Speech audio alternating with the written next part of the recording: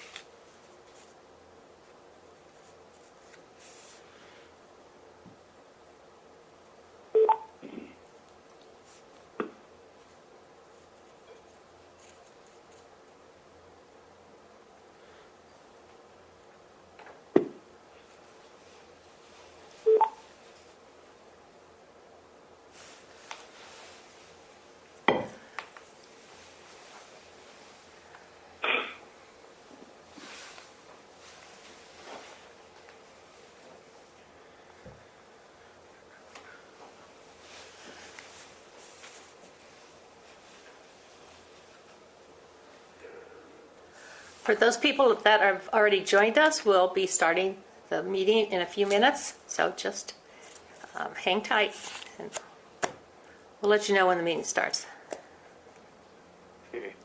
How is Brett He is appearing by phone today, so he'll be Yeah. participating with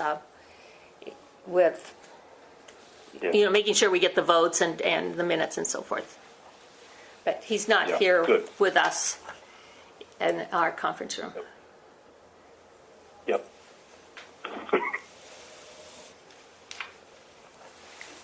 but I'm watching you, Rick. I need a big brother.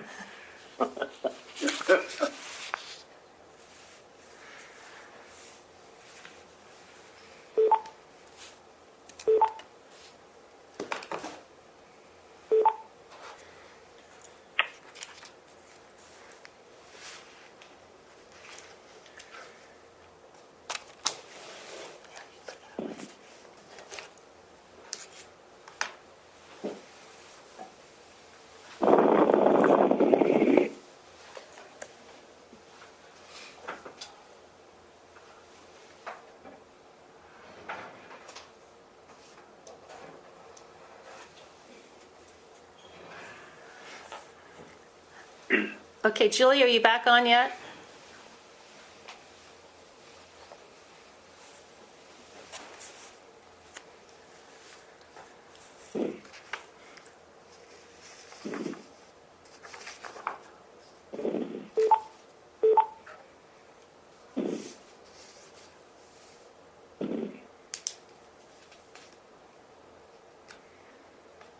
Julie here. Anybody else on the line?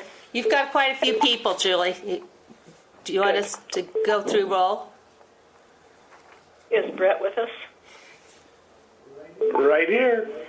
Hey, Brett. Joan yeah. Corbin, are you? Joan Corbin, are you on the phone? I EJ Giovanetti? EJ will not be attending. Yep. Barry Lindahl. I'm here. Keith Luchtel. Here. Monica McHugh. Here. Rick Moraine. Here. Julie Pottorff. Here. Susan Stewart. Susan Stewart. I know she's joining us.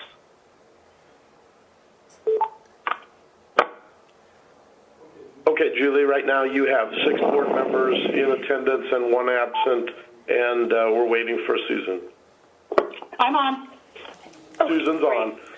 Thanks, Susan. Julie, you have 7 board members present. You have a quorum. Okay.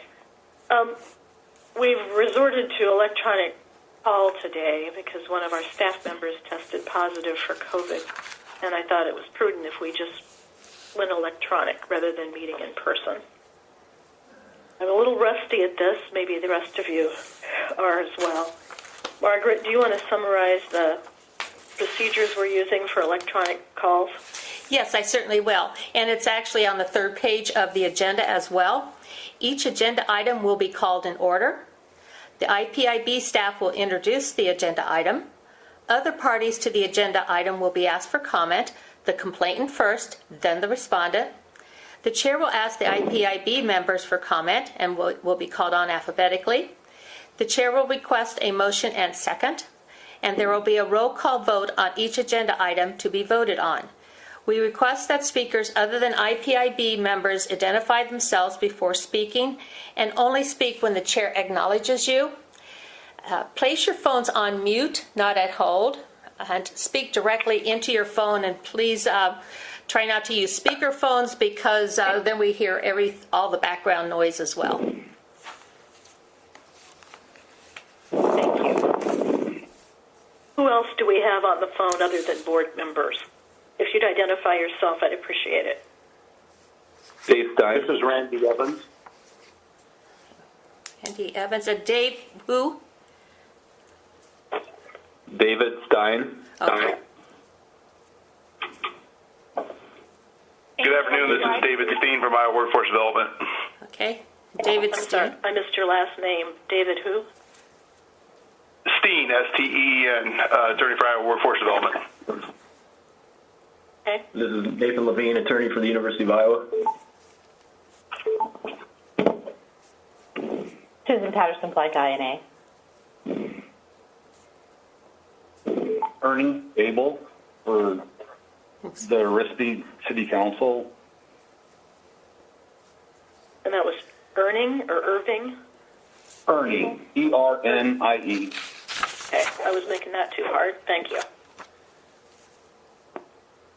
Angela McBride from the Ombudsman's Office.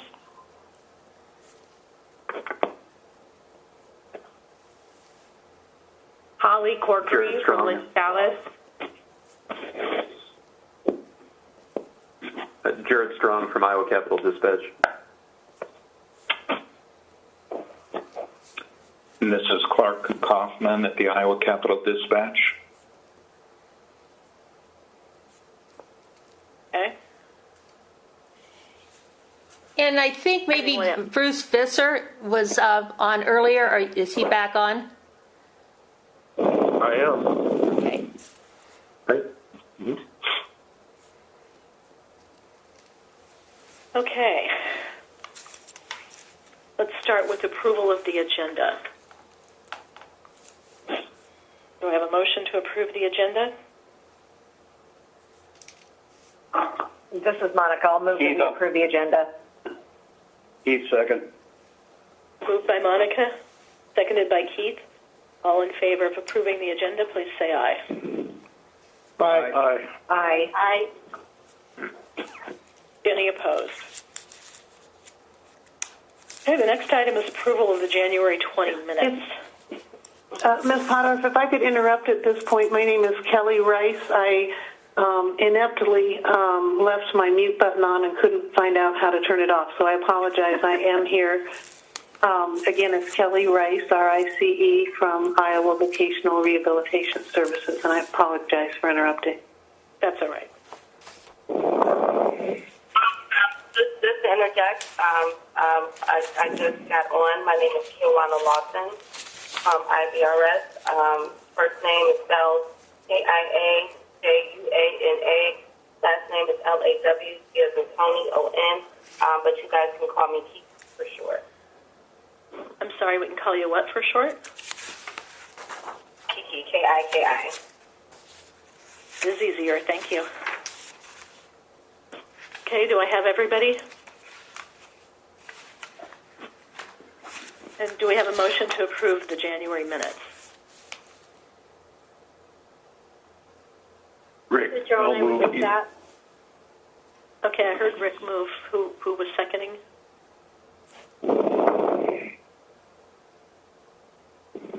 Who was the second voice? I didn't hear other than Rick.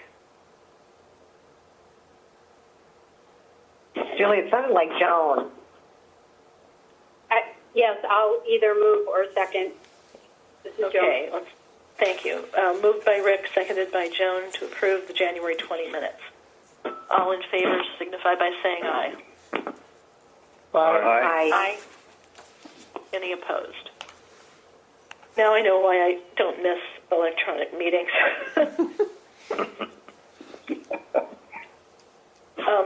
I don't have any particular comments. Do we have anybody who wants to speak in public forum time?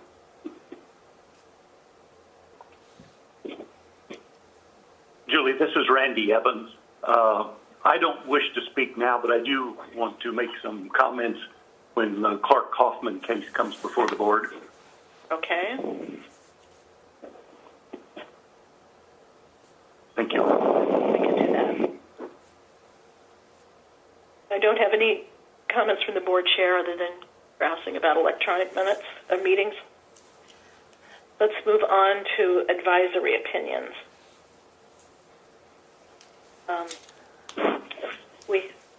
Margaret, we have one that's been withdrawn. That's correct. And then the other one is still pending, just came in fairly recently, and that one's being investigated at this time.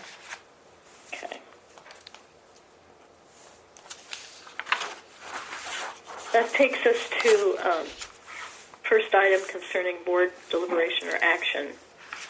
Emily Abel and the Orispy City Council. Can you summarize that for us? Yes, Margaret? I can. It's 21 FC 0119 concerning Ernie Abel and the Orispy City Council, and it's up before the board as an acceptance order. This complaint was filed on December 14th, alleging that a meeting was held on Monday, December 13th, and the notice for the meeting actually said Tuesday, December 13th, 2021. And during that meeting, the council interviewed candidates for the position of clerk. He had added in there that they did that in open session, and he had alleged that was a violation of Iowa Code Chapter 21, but it is not. The clerk responded to the complaint and stated that the November council meeting had been on a Tuesday, and she did not notice that the date was inaccurate until after the meeting had begun. According to the code, proper notice must be posted at least 24 hours prior to the commencement of any meeting and must include the time, date, and the place of such meeting. Important in this case is when the day of the week for a meeting has been recently changed, it is especially important that the day of the week and the date be consistent to avoid any confusion. So for that, for those reasons and just some other things that sort of came up during our initial investigation, we felt that this could be accepted and that it would be beneficial for the Orsby City Council for us to be able to provide, in particular, training so that something like this won't happen in the future. Okay, I know we had Emily Abel on the phone. Ernie. Would you care to speak? Ernie, I'm sorry, I didn't mean to turn you into Emily. If you would like to speak, now would be the time, and you'd have 5 minutes. Okay. This seems to be a frequent deal with our city council and the clerk at the present time. There has been other instances. I know you guys only can go back 30 days, is what I was told. 60 to look days. at things. 60 days, okay. There are minutes that she has posted the wrong month for the minutes, and then farther down in the minutes had posted a different day than what the heading says. Has done this before. It always seems to come up when there is an important vote taking place. There's always something that gets done to try and throw the public off. We had several meetings about some of the things that were on the agenda that day, and she neglects to proofread anything. In the meantime here, the city clerk has resigned her position, but is training our new clerk. We feel that the meeting that was held in December without the proper date and the proper day that it was being held makes that an illegal meeting. And we would like everything that was done that night to be null and void. It just isn't, there were people that showed up on Tuesday night instead of Monday night, and there was no council meeting. And they didn't understand why, because it said Tuesday. Well, it was actually on Monday. And things like this happen all the time in our town. They have stated in minutes, which I have sent in, that they were properly trained on how to hold a public meeting, coming straight from the mayor. Our clerk said that she did not care, that they were just going to do what they wanted to do in these meetings, and us citizens should just let them. That's not the case. I mean, we want things done right in our town. It's just been one big fiasco here for several months, including clear up through this last month.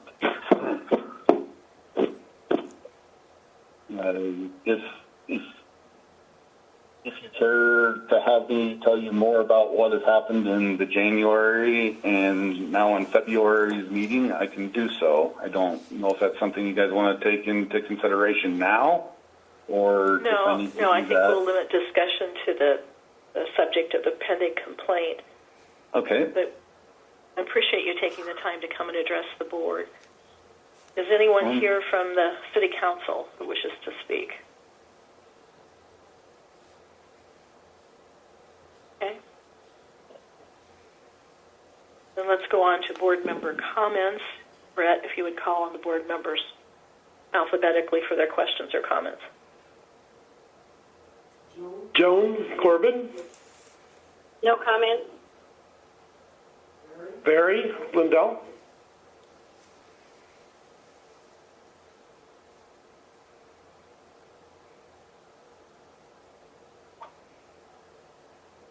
Keith, do you have any comments? My only comment would be when we take action on it, I think training has to be a key component of whatever that action is. Monica, Other than echoing Keith, no other comment. Rick, No comment. Julie, It's been said by others, this seems like a particularly good juncture for training since the clerk has recently been hired. Susan, I guess maybe it's obvious to everyone but me, but so in December, a new clerk was hired, and that is not the same person as made the error of the dates. That's Is that correct? Yes. Okay. Thank you. I have no other comment. let's circle back to Barry. No comments. I'm sorry, I got disconnected somehow. Okay. Julie, that's everyone.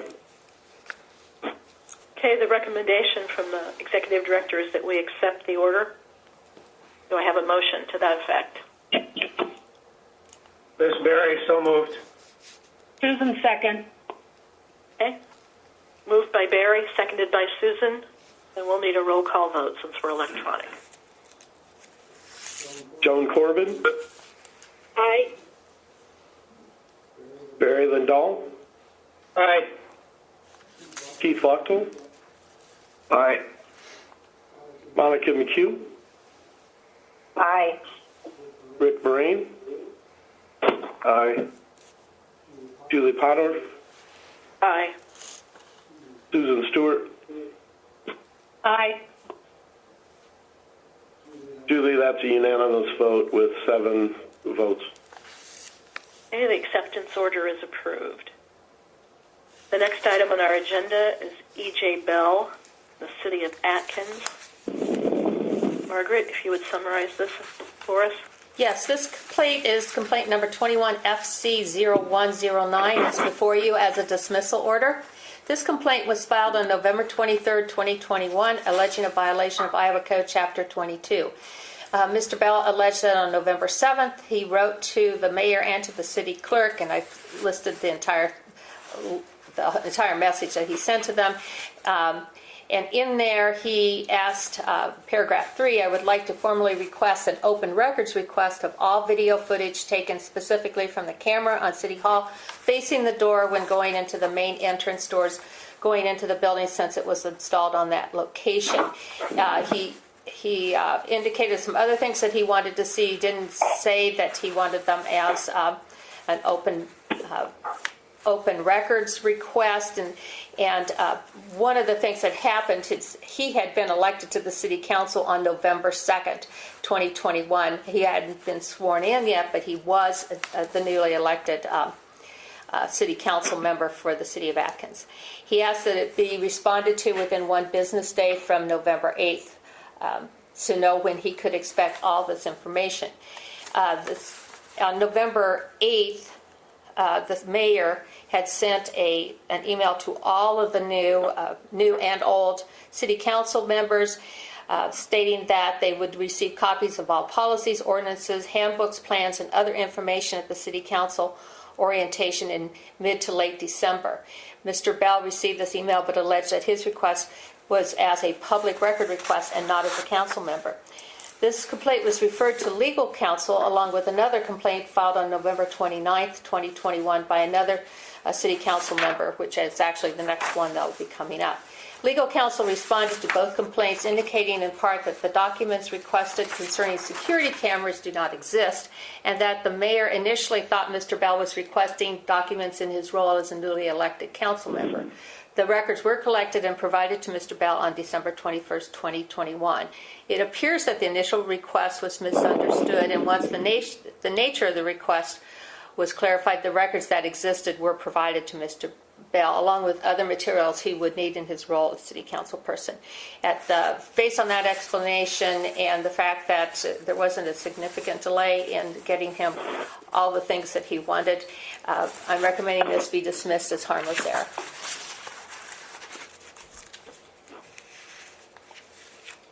Do we have anybody from the City of Atkins or the complainant, Mr. Bell, on the phone? Okay, let's go to board members for questions or comments. Julie, I do think Holly was on the phone. Sorry, I am on the phone. I didn't realize you were here for the City of Atkins. No, that's fine. I'm not great at using my speakerphone, so I apologize for that. I was speaking into something no one could hear. Thank you. I am here on behalf of Atkins on these two complaints, and I think Margaret summarized this nicely. I think this was a misunderstanding between the mayor and this new council member and current council member as to how they were asking for these. In his initial response on November 8th, the mayor specifically told these council members that they had received a flurry of requests from Mr. Bell and from the next complainant related to documents, and those would all be provided to the council in due time. So I think the mayor thought that he had responded to these new council members and the current council members in providing this information, and when it was very obvious that that was not how they wanted them, he got that to them. So I would ask that the board adopt Executive Director Johnson's dismissal of this matter. Thank you. Okay, thank you, Holly. We want to do board questions or comments now, or go ahead to the next complaint and take them both together, because they're both against the City of Atkins. This is Margaret. We had initially thought we would combine them, but because of what they were requesting and the fact that they were requested on different dates and by a current council member and one that was not yet a current council member, recommended that they be held or they be viewed separately. Okay, then let's go ahead to board questions and comments alphabetically.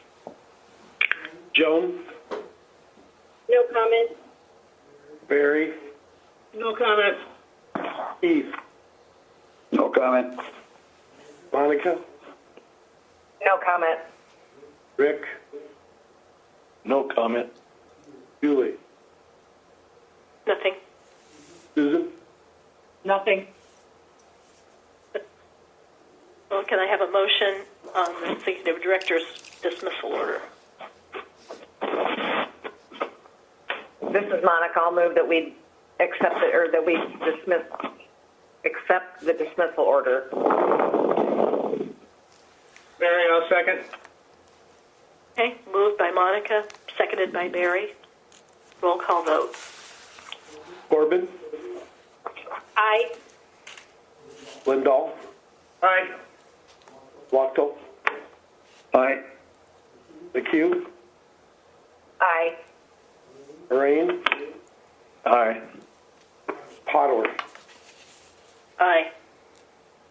Stewart? Aye. Hey, Julie, that's 7 in favor, 0 against. Okay, the dismissal order is approved. And let's move on to the second case against the City of Atkins. Margaret, could you summarize? I'm not even going to try the respondent's last name. And I'm not sure I can either, but it's Julie DeMillernet and the City of Atkins as the respondent, 21 FC 0111. This was filed on November 29th. This was filed on November 29th, 2021, concerning the City of Atkins and a violation of Iowa Code Chapter 22. She alleged that on 29 separate occasions the city had failed to fulfill her public records request because 9 of the alleged violations occurred prior to our 60-day jurisdictional time limit. Those were beyond the jurisdiction. The other 29 numbered allegations included information and complaints that are not public records requests, such as an indication I'm sorry, I'm getting a bunch of background noise out here. Maybe I'm just, okay. Such So as, if somebody's on speakerphone, please don't be on speakerphone. I'm hearing the background noise too. Go ahead, Margaret. okay, the remaining 20 allegations include information and complaints that are not public record requests, such as an indication that a second or third request was made for the same record, comments about the length of time that passed from the request to the release of information, or questions posed rather than record request. It appears from a review of her complaint that her request for copies of the video policy and the code of conduct policy on November 5th, 2021 were not provided by the date of her complaint. As noted before, she is a member of the City Council, and she was an ongoing member. Legal counsel responded also to this complaint, indicating that the requests submitted by her were considered to be requests for documents she would receive as a City Council member and not as public records requests. The requested 2 policies were provided to her on January 5th. The mayor explained that there was a delay in locating these records due to damage to city offices during the August 2020 directional, and at that time the displacement of city records. The mayor stated that he believed the initial record requests were not public records requests, but requests from a council member, and then once the nature of the request was clarified, the records were provided. As with the previous one, I'm recommending that this be dismissed as harmless error. And Holly, did you wish to speak to this complaint as well? I would just say it's the same issue, and once the mayor realized that she, didn't want them in order to effectuate her fiduciary duties to the city, and in that role, she wanted them publicly. He then got them to her he got her the information in that role as a member of the public that he was able to get it in. Thank you. Questions or comments from board members? Brett? Joan? No comment. Barry? No comment. Keith? No comment. Monica? No comment. Rick? No comment. Julie? Nothing from me. Susan? No comment. Okay, do we have a motion in this case to adopt the dismissal order? Keith, I'll move adoption of the dismissal order. Okay. This is Joan. I would second. Right. Moved by Keith, seconded by Joan. Roll call vote. Corbin? Aye. Lindahl? Aye. Lochtel? Aye. McHugh? Aye. Moraine? Aye. Murph? Did you call me? Yes, I did. Julie? Aye. Stewart?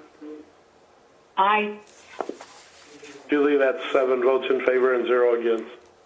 Okay, the dismissal order is approved. The next item on our agenda is Eric Henley and the Gilbert Community School Board. Margaret? Yes, this is case number 21FC0124 concerning Eric Henley and the Gilbert Community School Board, and it's before you as a dismissal order. On December 27th, Mr. Henley filed this formal complaint alleging that the Gilbert Community School Board violated Iowa Code Chapter 21 on November 15th and again on December 13th.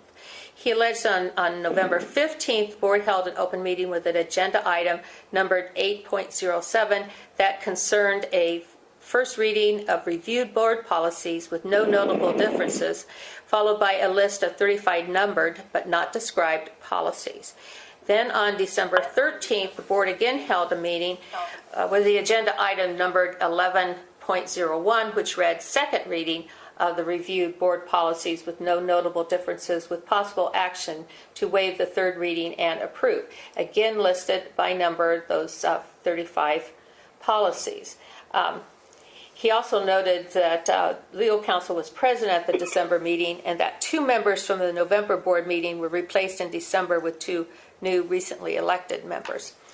Legal counsel, when I got the agendas, which were provided by Mr. Henley, as well as an agenda from April 12th of 2021, indicated that the board does list some policies by both number and title. It appeared from the information provided that the board provided a more specific description of the policies under review when they have potential modifications or changes, and did not just listed the numbers when they didn't have any specific changes. Legal counsel responded to the complaint and stated in part that in interpreting the Supreme Court decision of Barrett versus Lode from 1999, the Iowa Supreme Court held that when considering the adequacy of agenda items, the issue to be resolved is not whether the notice given by the governmental body could have been improved, but whether the notice sufficiently apprised the public and gave full opportunity for public knowledge and participation. He also indicated that the board, she also indicated that the board policies are all publicly available online, organized by the numbers as reflected on the meeting agenda, and practically speaking, it's easier for the public to locate those identified in the agenda via the numerical identifier than their title. All 35 of the policies at issue were also available for public review upon request in the board packet. I noted that in the opinion on KCOB KLVN versus Jasper County Board of Supervisors in 1991, the Iowa Supreme Court also set forth guidelines for meeting notices and tentative agendas by saying the sufficiency of the detail on the tentative agenda must be viewed in the context of surrounding events. The court said that a test for a tentative agenda was whether the information was reasonably sufficient to alert interested people as to the subject matter to be considered. And that the court went on to say that compliance, the standard for compliance is substantial rather than absolute, and that the court would not find a governmental body to be in violation of Chapter 21 if a governmental body acting in good faith substantially complied with the law. And then the policies were available on the board website, and the substantive changes were specifically listed separately on the agendas, all agendas, by both policy number and title. And it appears to me, upon reviewing the facts and case law, that this complaint should be dismissed as legally insufficient. Is Mr. Henley with us on the phone? No? And anybody from the Gilbert Community School District? Okay, let's move on to board questions or comments. Brett? Joan? I would just say that having some familiarity with the extensive nature of board policies, I can agree with Margaret's recommendation for dismissal. Barry? Same comment. Keith? Same. Monica? I have a question. Margaret, didn't we offer training to Gilbert earlier on their agendas? We've had complaints filed by Mr. Henley against the Gilbert Community School Board. His complaints were before. There was one where they were having a problem with the Zoom calls, and then another one where they had the door that was locked. That's okay. The timer, that's right. Yeah. So, I think there may have been another one. I was thinking, but I don't think this is the first time he's ever complained about this. Okay, I thought we'd given him training, but I in all appearances, from what this says, I do not have an issue with the dismissal order at all. So, thank you. Rick? No material comment. His name is misspelled a couple times. And you know what? I type it right, and I thought I had it corrected in my automatic Google thing, in Google Docs, but I see one right now, so, because Google Docs changes the spelling every time I try to put his name in there. Yep, sure does. So I'll make those corrections. No comments from me. Susan?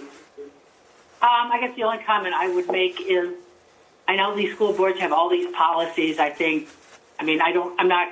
no problem with the dismissal order, but I think this is a good illustration of how a governmental body could make a tedious agenda a little bit better for all concerned.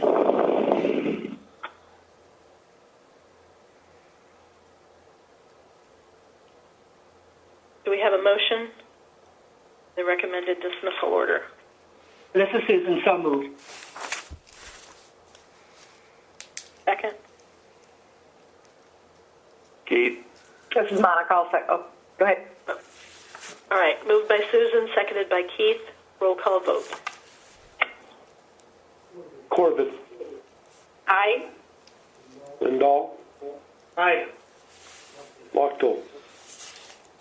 Aye. McHugh. Aye. Moraine. Aye. Potterf. Aye. Stewart. Aye. Julie, that's 7 in favor and 0 against. Okay, the dismissal order is approved. The next item on our agenda is Ren Hoffman and a report on the complaint resolution with City of Steamboat Rock. This was distributed to board members separately and rather recently. Margaret? That's correct. It was actually sent out this morning because we got verification of compliance either late last night or first thing this morning. So I apologize for the delay, but that was because we didn't know what the report was going to say until this morning. So at this point, we're recommending that based on the compliance with the informal resolution as indicated by the report by Brett, they have now concluded and successfully completed the terms of the informal resolution and recommending that we dismiss it based on completion of the informal resolution. So you need a motion to approve the informal resolution and dismiss. So move, Barry.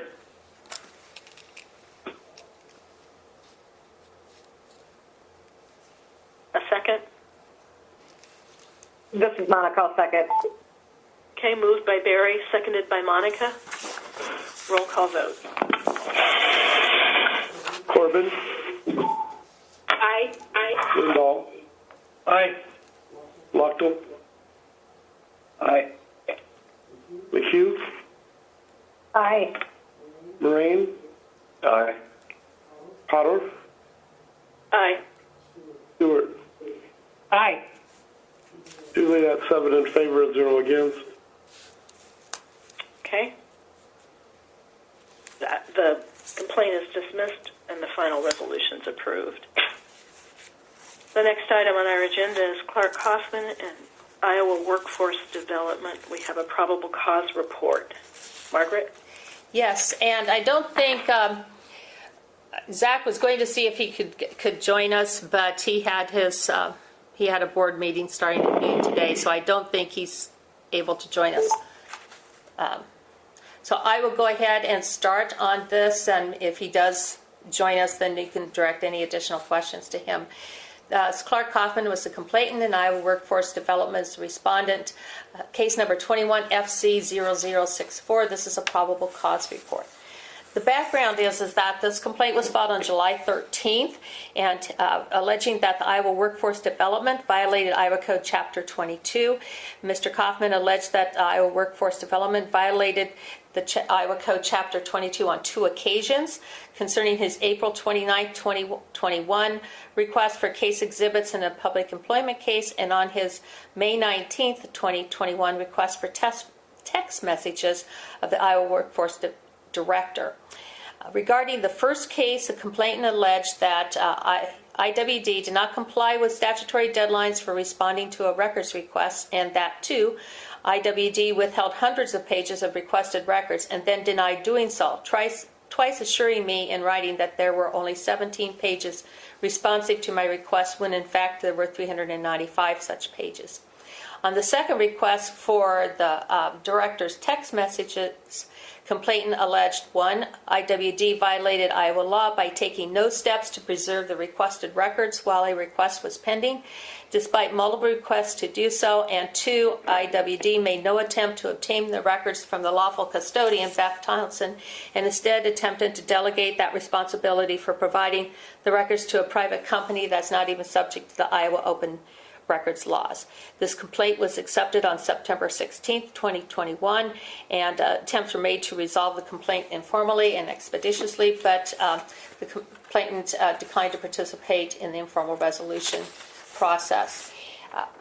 In the course of the investigation, complainant had requested case exhibits in a public unemployment case on April 29, 2021. On May 21st, 2021, Iowa Workforce Development produced 17 pages responsible to the request. Complainant stated that he believed there should be more pages. After questioning whether there were additional records 2 more times, he was provided with an additional 380 pages on May 26, 2021. Counsel for Iowa Workforce Development stated in response that the digital files in this that he was asking about were stored in 2 parts, and he inadvertently overlooked the second part. Counsel further stated that the Iowa Workforce Development's Appeals Bureau has since changed the organization of digital files to prevent a similar issue from arising in the future.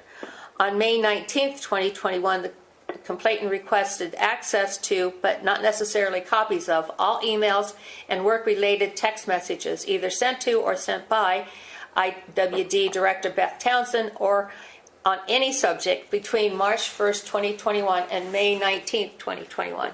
Counsel responded that that record request was forwarded to Verizon, the service provider for the cell phone. And you'll note that that cell phone is owned by the state of Iowa. Verizon was not able to provide only able to provide details such as the date and time and the parties to the text, and not the content of the message that was actually text. So it would be like there would be a note that there was a text sent back and forth on the date and time, a specific date and time, and the parties as to the sending party and receiving party, but it wouldn't say, they don't maintain a record of what the message content was. When asked by IPIB staff whether Iowa Workforce Development then attempted to access the records from the actual cell phone, legal counsel responded, with any electronic data, we acknowledge that the user-facing device is not the best source for an accurate or complete data set. For that reason, we always go to our information technology team or OCIO for the full data set, representing the email items subject to the records request. Those items are then reviewed for confidential information and released as electronic files.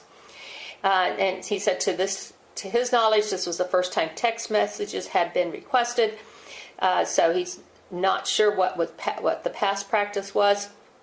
However, they went not to the end user device but to the service provider, and the text messages, like email messages, are deleted frequently given the security risk involved with a mobile device. So he had determined that pulling messages from the device would at best be screenshots of information that would not be in any way complete.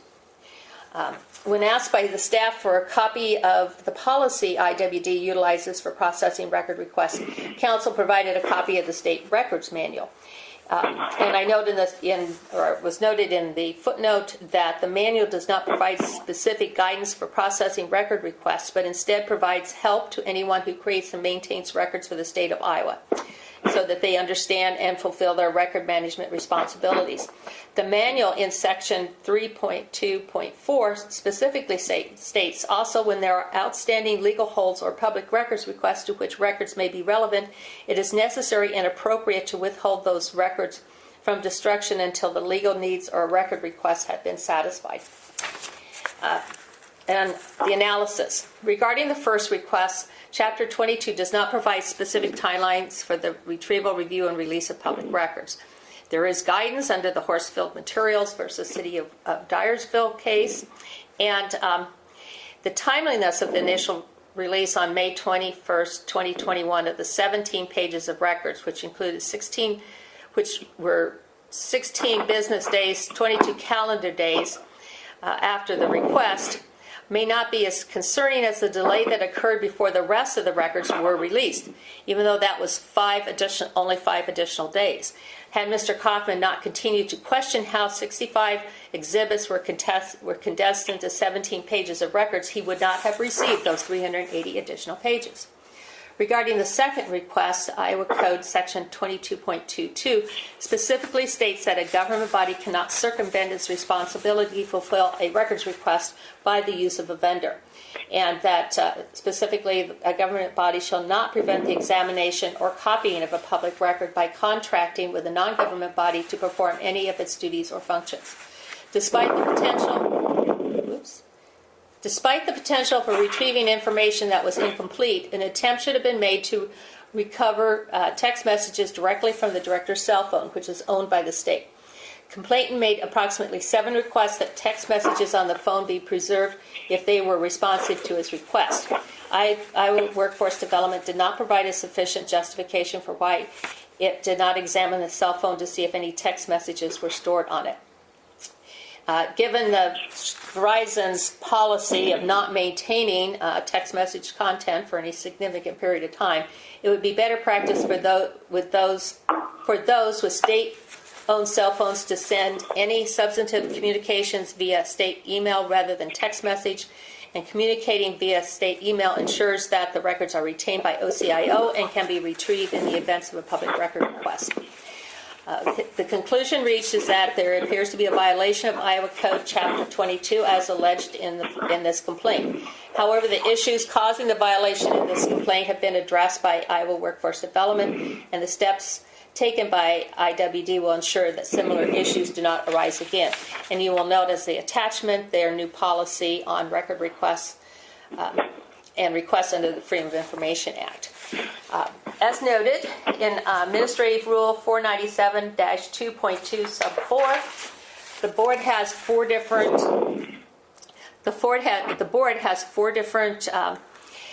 alternatives in order to take action at this time. A, you can redirect this matter back to IPIB staff for further investigation.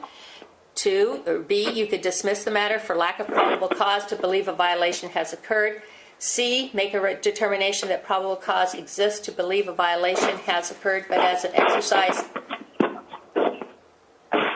I'm sorry, can anybody hear me over that background noise? I can hear you. Yes. The background noise is I can hear you. I can hear it. Okay. It almost sounds like somebody's playing with their phone. Make a determination that probable cause exists to believe a violation has occurred, but as an exercise of administrative discretion, dismiss the matter. Or D, make a determination that probable cause exists to believe a violation has occurred, designate a prosecutor, and direct the issuance of a statement of charges to initiate a contested case proceeding. For the reasons Zach had recommended and I had supported that recommendation, that the IPID be determined probable cause exists to believe that Iowa Workforce Development did violate Iowa Code Chapter 22. Also recommending that the case be dismissed as an exercise of administrative discretion, as corrective and preventive measures have been taken by Iowa Workforce Development, and the text messages are not retrievable. And I know. Go ahead. No, I'm just saying I know that that Mr. Kaufman is on the phone, wants to speak, and so does David Steen from Iowa Workforce Development, and I guess Randy Evans as well. Okay, we'll proceed with Mr. Kaufman and then give Randy an opportunity to speak, followed by Mr. Steen. All parties have 5 minutes. Mr. Kaufman? Yes, I just wanted to call in and express my concern that there was this recommendation to dismiss the complaint after finding that IWD had violated the law and after declaring that the agency should have simply checked the director's state-owned phone for the requested text messages. But what makes the recommendation even more surprising to me is that I still don't have the requested records, and from what I gather, IWD still has made no effort to check the director's phone for the requested text messages. So as near as I can tell, there's been no corrective action taken at all. We do have this new policy in place at IWD, but of course the issue isn't compliance with a policy. The issue is compliance with state law. And that's a concern to me because IWD did make it clear to IPIB that it's willing to do what it's required to do by law, but won't go beyond that. And despite that, we have this finding by the IPIB staff that the agency did violate the law. The law obviously doesn't require IWD to affirm that it's taken steps to preserve requested records, even while it has an open records law request pending before it. So apparently that's its rationale for saying there's nothing wrong with ignoring 6 or 7 written requests, asking the records to be preserved and asking for confirmation of that. And I'll just point out that according to IWD's own timeline, had the agency acted immediately on my request to preserve the records, it still could have accessed some of those documents, not all of them, but some of them from Verizon, which we all know is not the ideal situation. It should have simply, someone from the legal counsel's office should have simply walked down the hall to look at the director's phone and access the messages there. That didn't happen. My concern is that it still hasn't happened. So I'll just leave it at that. Thank you. Randy, would you like to address the issues now? Yeah. Thank you, Julie.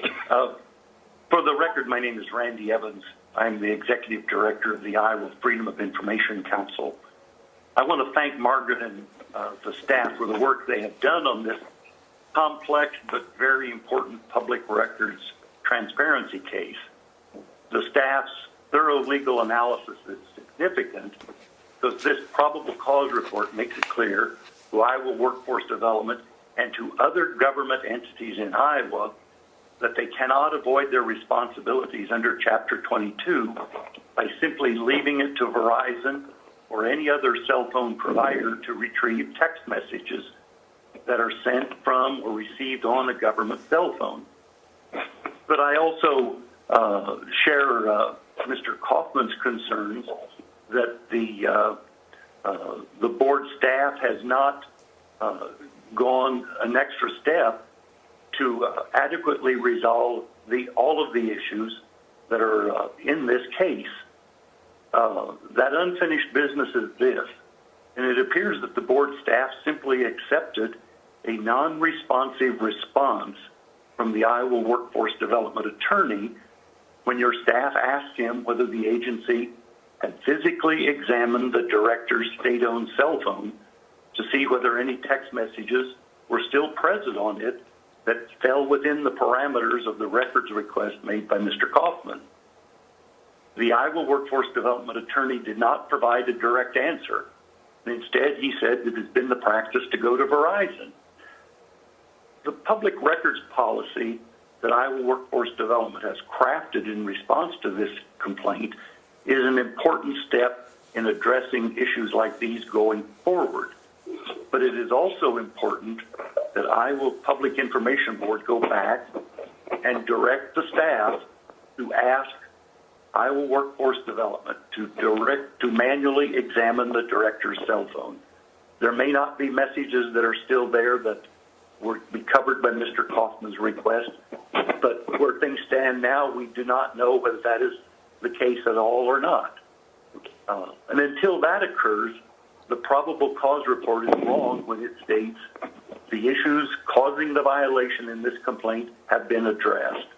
I encourage you to not close this case until you and Mr. Kaufman know whether there are any text messages that fall within his records request. Thank you. Thank you, Randy. Mr. Steen, would you like to speak for Workforce Development? Thank you. I would like to state that the agency is taking the advice of the board staff as far as directing communications to the greatest degree possible to email rather than text message because, as we've discussed, OCIO has a permanent record of what has gone on by email, and as we've discovered in this situation, Verizon does not have a permanent record of what goes on by text message. So that is one of the procedures that we've got in place, is ensuring that for the most part, communications are happening in a method that is easily reproducible. Otherwise, we've made some adjustments as far as how we are handling records requests. As I've specified in past discussions, the scenario that happened where the records were incomplete and then additional records were discovered was not a matter of anything being withheld. It was a matter of the discovery of additional records that I didn't have knowledge of until such time as I did, and then we produced them as soon as we came across those. So I think we have addressed the matters and the issues that led to these situations, and I think that we are well poised to not end up in similar scenarios in the future. And so for that reason, I would ask the board to adopt the staff's recommendation. Well, Mr. Steen, how do you respond to Mr. Kaufman's concern and Mr. Evans' concern that the director's actual phone hasn't been examined for existing text messages? Well, I stand behind our original position that that would be an incomplete record, and that we wouldn't be able to, by looking at the phone as of that time, be able to tell you for certain what text messages were sent and or received during that time period. So, our experience with Verizon is what told us that they don't have a record of that nature. As we've discussed in the past, we've always relied on OCIO from the email perspective, and we expected to be able to rely on Verizon from the text message perspective in the same way. And obviously, we've discovered that that is not the case. So, going forward, we understand that in order to be able to produce these messages, we do need to most likely produce directly from a physical phone. We've actually taken a look at whether there's other options as far as reproducing text messages, but to the greatest degree possible, this agency is minimizing the use of text messages to ensure that we're able to produce communications going forward. Well, maybe I misunderstood you. Have you actually looked at the director's phone to see whether records requested by Mr. Kaufman are still on it in text message form? No. Can you do that? I believe that's going to be possible. Yes, but I retain the same concern that I don't think I'm going to be able to produce a complete record in that regard, because as stated in our initial response there as well, text messages are deleted on a regular basis, or they were historically, due to security concerns and the fact that, if nothing else, we get spam messages, we get irrelevant messages, we get messages we have no need to be retaining previously. Going forward, when I make the reference to the state records manual, that is our reference point as far as retention of records going forward. We've got our procedures in this policy that I sent to the board staff, and that I think has been distributed there. But with regard to retention, we'll be following the state records manual going forward. Okay, I understand your changes going forward. I'm still concerned about what may still be on the phone that's been requested and still actually available if you'd look. Mm-hmm. Let's move on to questions by board members and comments by board members. Brett? Joan? Yes, and I'm sorry for the background noise. I'm at the airport at this point. I am not going to be comfortable with approving the recommendation. I still have some questions in my mind, and it doesn't set well with me for dismissal. Barry? I don't really have any comments right now, but listen to what other people have to say. Keith? Yeah, I'm not sure at this point what exactly was requested, what records were actually requested, what subjects.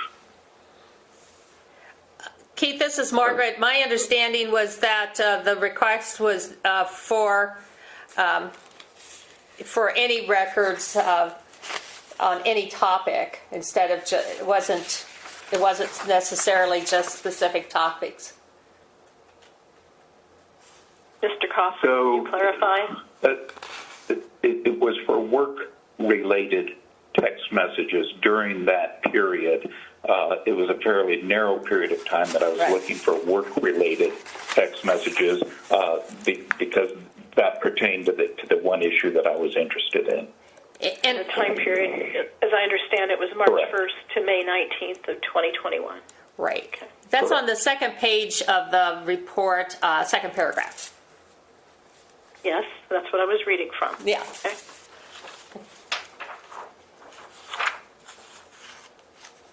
Keith, did I cut you off? Did you have their comments? No, it might be helpful if they knew what they were looking for other than a particular work period. I mean, you could get stuck with thousands of records. I don't know where we're going with this. You just do a general fishing expedition. No, Keith, if I can address that. Yeah. This is Clark. This wasn't a fishing expedition. I just have some 3 or 4 very specific questions about unemployment fraud that the director had made an announcement about. The department declined to answer any questions, and so I made a request for records related to that, specifically work-related text messages that would have been exchanged surrounding that announcement that the director had made.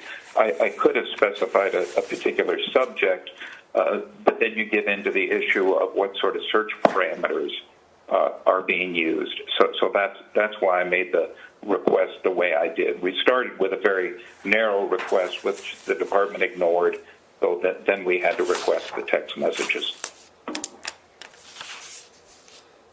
This is David Steen from the department. May I make a quick comment? Go ahead. Okay.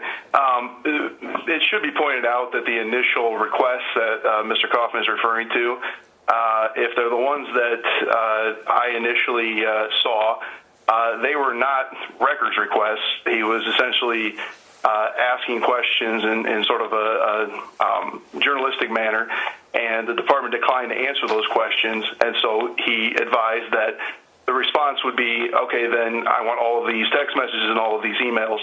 There wasn't a narrowing term or a narrowing subject. It was a wide range of time and for basically everything involved in that time. Now, he did use the word work-related, but we're talking about a work-related cell phone. So it was not a personal device that was in question to begin with, so that would constitute everything that'd be on that cell phone.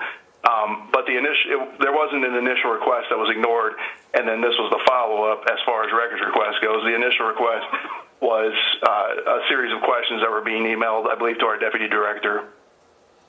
Yeah, that's correct. Okay. Brett, who's the next board member up? Keith, anything additional? No, I didn't understand all that, but obviously I think it'd be to everybody's advantage if the requests were as specific as possible, and apparently there was a miscommunication a couple of times on this one, but that was my concern. I wasn't sure exactly at this point what the issue was. Okay, Monica? I'm still kind of concerned about not being able to retrieve the text messages or the lack of looking for them. I realize there's a policy in place now, but I'm just kind of concerned that those weren't checked when they were requested. I guess that's all I have to say. Rick? Yeah. Is there any question that the text messages are public records? This is Julie, not if they're work-related.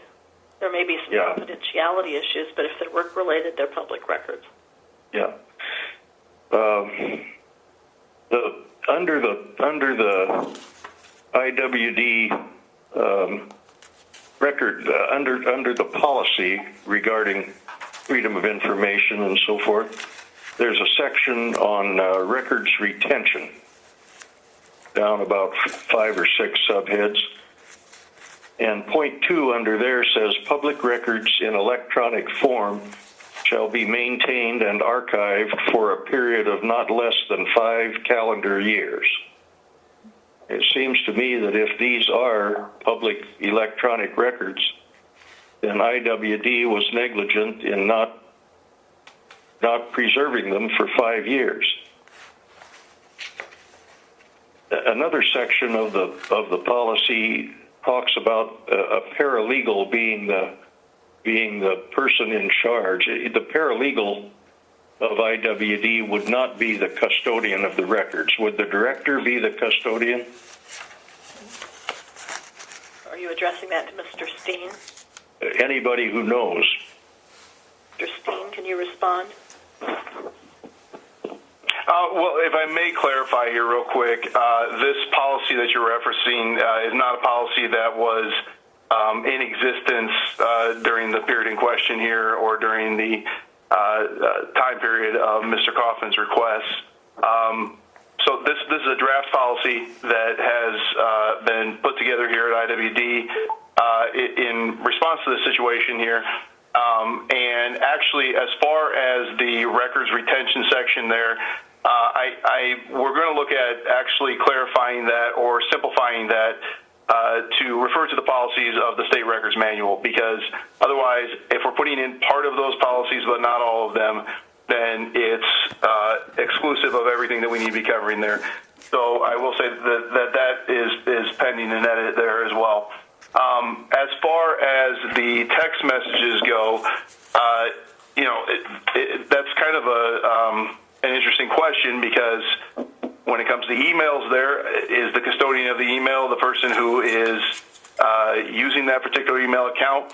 Well, I can tell you that OCIO has a record of all the emails and is able to produce it for any given user, sent, received, deleted, everything at any given time. And so generally we view OCIO as the custodian of those records. The question that we ended up with in this situation is Verizon the custodian of those messages or not? Obviously, they move through their servers. They have a record of them at some point, but as we discovered here in our interactions with Verizon, they don't have a long-term record of them. They have a very short-term record of those messages. So would the director personally be the custodian of our records? I wouldn't think so, but I would say that the device is owned by the state of Iowa, and so either the agency or the state of Iowa would likely be the custodian of those records, or the owner of those records. But that's kind of been a question throughout this matter, and I think there's multiple opinions on that. I think in our... No, go ahead. No, this is Margaret. I was just going to read the code section that defines who the custodian of the records is, because that's addressed in 22.1 sub 2 as a definition. Lawful custodian means the government body currently in physical possession of the public record. The custodian of a public record in the physical possession of persons outside a government body is the government body owning that record. Then it goes on to say, each government body shall delegate to particular officials or employees of that government body the responsibility for implementing the requirements of this chapter and shall publicly announce the particular officials or employees to whom responsibility for implementing the requirements of this chapter has been delegated. So in other words, because the custodian of these texts in this situation, we're in the physical possession of persons outside of IWD, then IWD is the government body that owns that record, and they're the lawful custodian, and they can designate a particular person within the agency to be the point of contact in order to retrieve records. So that has apparently, this is Rick again, that has apparently not been done then by IWD to designate the actual person. I'm not quite sure. I think they are now designating that in this policy, but whether they have officially done that before or not, I don't know. But, if all... Do you know, Mr. Steen, do you know? No, I would say the intention of the policy as drafted here would be to designate our records officer as the custodian of those records for the purpose of knowing where to retrieve them and knowing how they're stored, that sort of thing. But no, this policy, there wasn't a similar policy to this draft policy prior to this being drafted, as far as a written policy delineating all of this. And so, no, I can't say that, the department had designated and announced particular officials or employees to whom responsibility for implementing the requirements of the chapter have been delegated. Not in this fashion. So that, again, this draft policy here, and obviously we're open to making changes to the policy at the suggestion, instruction, or guidance of the board. This policy is a new entity here. We have not had a written policy of this nature previous. Mm-hmm. Okay, I'm not inclined to accept the way the complaint is being handled, because I think there was negligence on the part of IWD, and I'm reluctant to say that. I was on the Iowa Civil Rights Commission when Beth Townsend was the director, and she did a very fine job with that commission. And it saddens me to say this, but I just think there was negligence on the part of IWD, whether that's Ms. Townsend's problem or somebody else's. But I think that a fine against the agency is warranted, and unless that's in the way we handle this, I'm going to have to vote no. That's all I have. Julie, any comments? I appreciate everybody's time in coming here and addressing the board. When it comes time for motions, I'll preview for you that I'm going to ask for a motion to table this until that phone is examined to see whether any of the records for the time period Mr. Kaufman designated still exist in text form on that phone. And then we can, down the road, I have no problem with dismissing in administrative discretion in view of the policy that they've promulgated, maybe with some additions that Rick has raised. But I think it's premature to dispose of it until that phone is examined. That's it for me. Susan. I have a lot of mixed feelings about this. Probably, well, first of all, I'm somewhat shocked that business has been conducted by a text message now for probably many, many years. We've had very few complaints about text messages. We have had no reason to adopt policies on text messages. What we may be looking at here is a retention question, not so much as a public records question. How long, if any period of time, do text messages have to be retained? I find it kind of alarming that there's no retention requirements for these. That all being said, I don't expect that when a document is a text message that someone has to run down the hall immediately and seek compliance from an official any more than there has to be immediate notification that a paper record is requested. I like the idea of examining the phone, but I guess I'm kind of perplexed that this isn't a resolved question at this point in time. Okay. At this point, I'd ask for a motion that we table this. I don't know whether 1 month will be enough, pending Mr. Steen's taking advantage of the opportunity to look for the text messages as requested by Mr. Kaufman. And if they're hugely voluminous in that time period, he can deal with that with Mr. Kaufman and see whether there's some basis for narrowing it. But I think we needed to at least table it and look before we reach a final resolution. Can somebody accommodate me with that motion? This is Monica. I'll move that we table the motion for another month. Table the resolution? Yes. Okay. I second. This is Susan. Okay, moved by Monica, seconded by Susan, that we table the matter, I guess initially for a month, to to allow IWD to examine the telephone for the text messages originally requested by Mr. Kaufman. Roll call vote. Corbin, Aye. Lindahl, Aye. Lochtel, Aye. McHugh, Aye. Moraine, No. Odorf, Aye. Stewart. Aye. Julie, you have 6 votes in favor and 1 vote against. Okay, the matter is tabled, and Mr. Steen, we'd ask that you make the effort to examine that phone for the text messages requested by Mr. Kaufman, if there are none, and then report back as you discover. Who should I make that report to at this time? Margaret.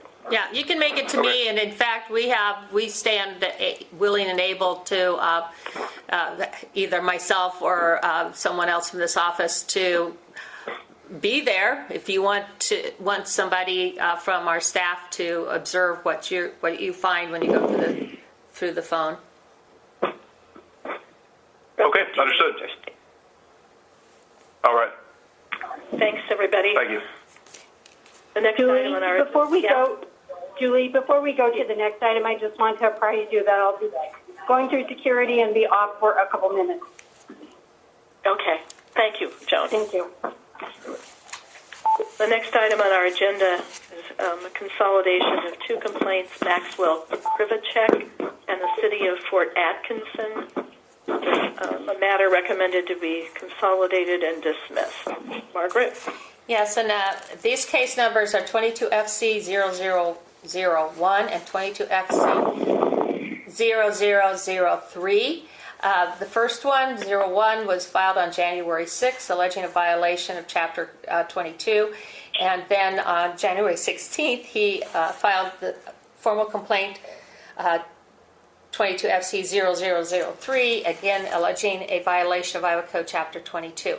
Because both complaints allege a violation of Chapter 22 and involve ongoing record requests and the same parties, I felt it was appropriate to consolidate the complaints.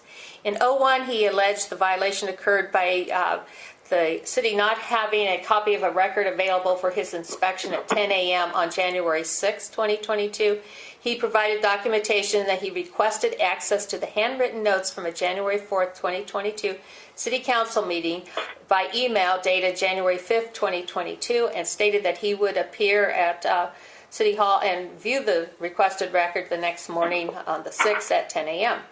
The city clerk responded to the email and indicated she was unable to provide the notes at that date and time, requested that she had the notes with her and not at the city office.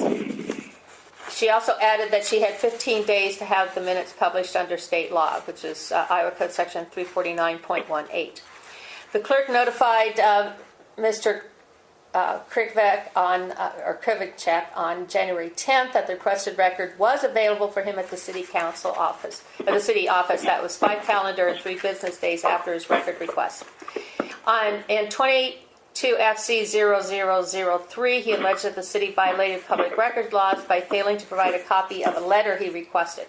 He provided a timeline to show that he requested the record originally on January 12, 2021, and on January 23, 2021, the requested letter was not provided.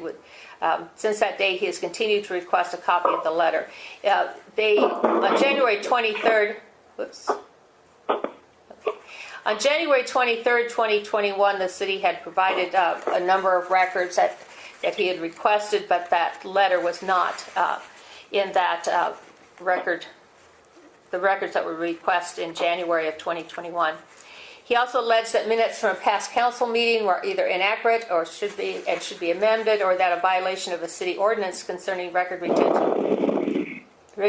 retention had been violated. He provided screenshots of emails to document his correspondence regarding these issues. He also alleged ongoing disputes he has with the city concerning the use of an employee credit card and the rewards points that accumulated to the benefit of an employee when a reimbursable expenditure is made. his concerns about narratives included in the minutes of in 2017 through 2019, and whether the clerk should be allowed to take her handwritten notes home to work on the minutes. In response to both complaints, the city stated the clerk was not able to meet the date and time that Mr. Krivacek set for the release of the requested record in 001. The record was made available as soon as possible. Since she's not a full-time employee of the city, she does take work home to do outside her hours of employment. The city also responded that the minutes he wants amended have been reviewed and are not inaccurate,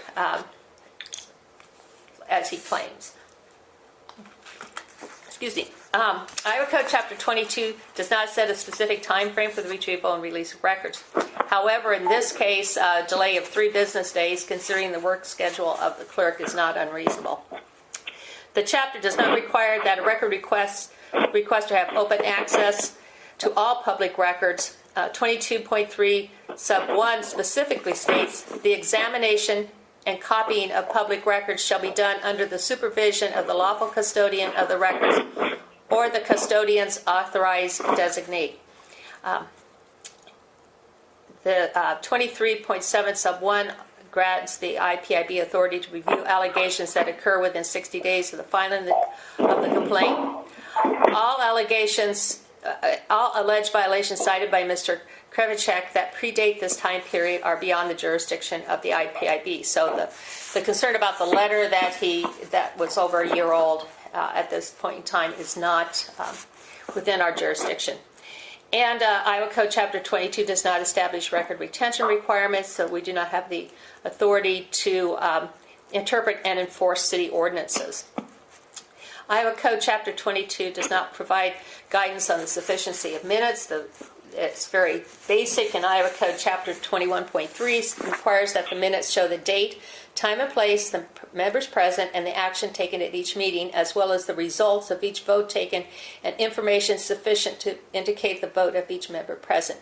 There's no requirement that the minutes include a description of the discussion that occurred during a meeting or a list of all documents provided to council members. Of all the allegations raised, only the allegation that the handwritten minutes were not released in a timely manner is within the jurisdiction of the IPIB.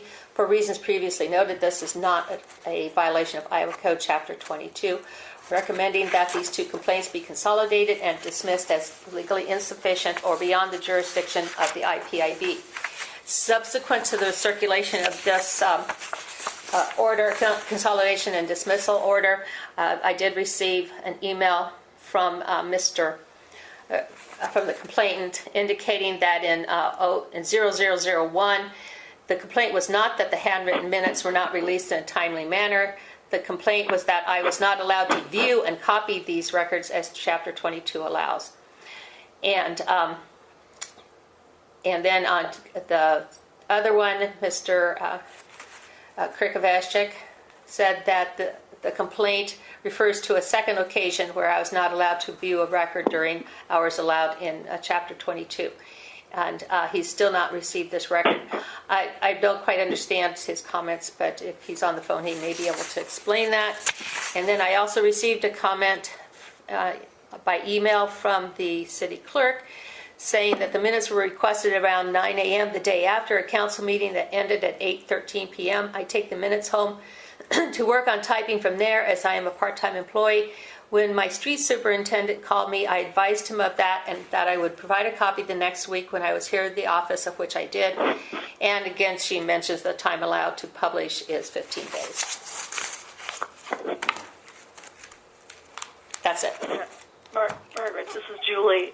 Were the subsequent communications such that it alters your recommendation of consolidation and dismissal? No, it does not. Is either Mr. Krivacek, pardon my pronunciation, or anyone from the city of Fort Atkinson on the phone? Let's go on to board questions and comments. Brett? Joan, are you back on the line? I think she's boarding. All right. Barry? No comment. Thank you. Keith? No. Monica? No comment. No comment. Rick? I'm confused about the letter that Mr. Krivacek requested. He has not yet received it. Is it a public record? For some reason or other, there is no letter, but he said there should be. And Okay. and That wasn't included in the recommendation, was it? Well, that it doesn't exist.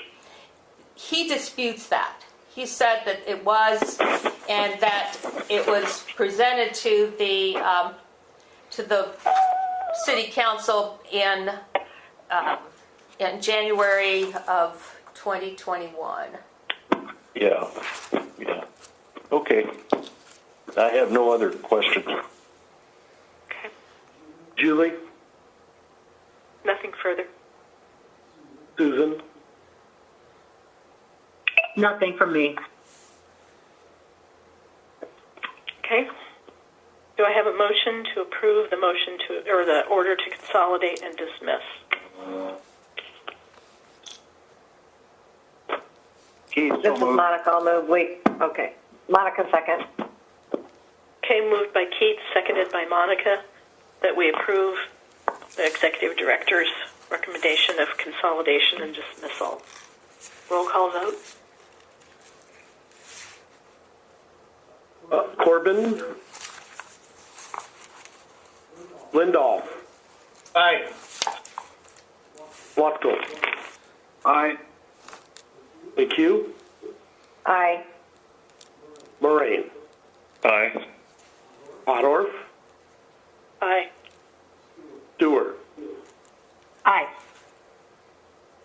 Julie, you have 6 in favor and 0 against. Okay. The order to consolidate and dismiss is approved. The next item on our agenda concerns Kiki Lawton and the Iowa Vocational Rehabilitation Services. Margaret?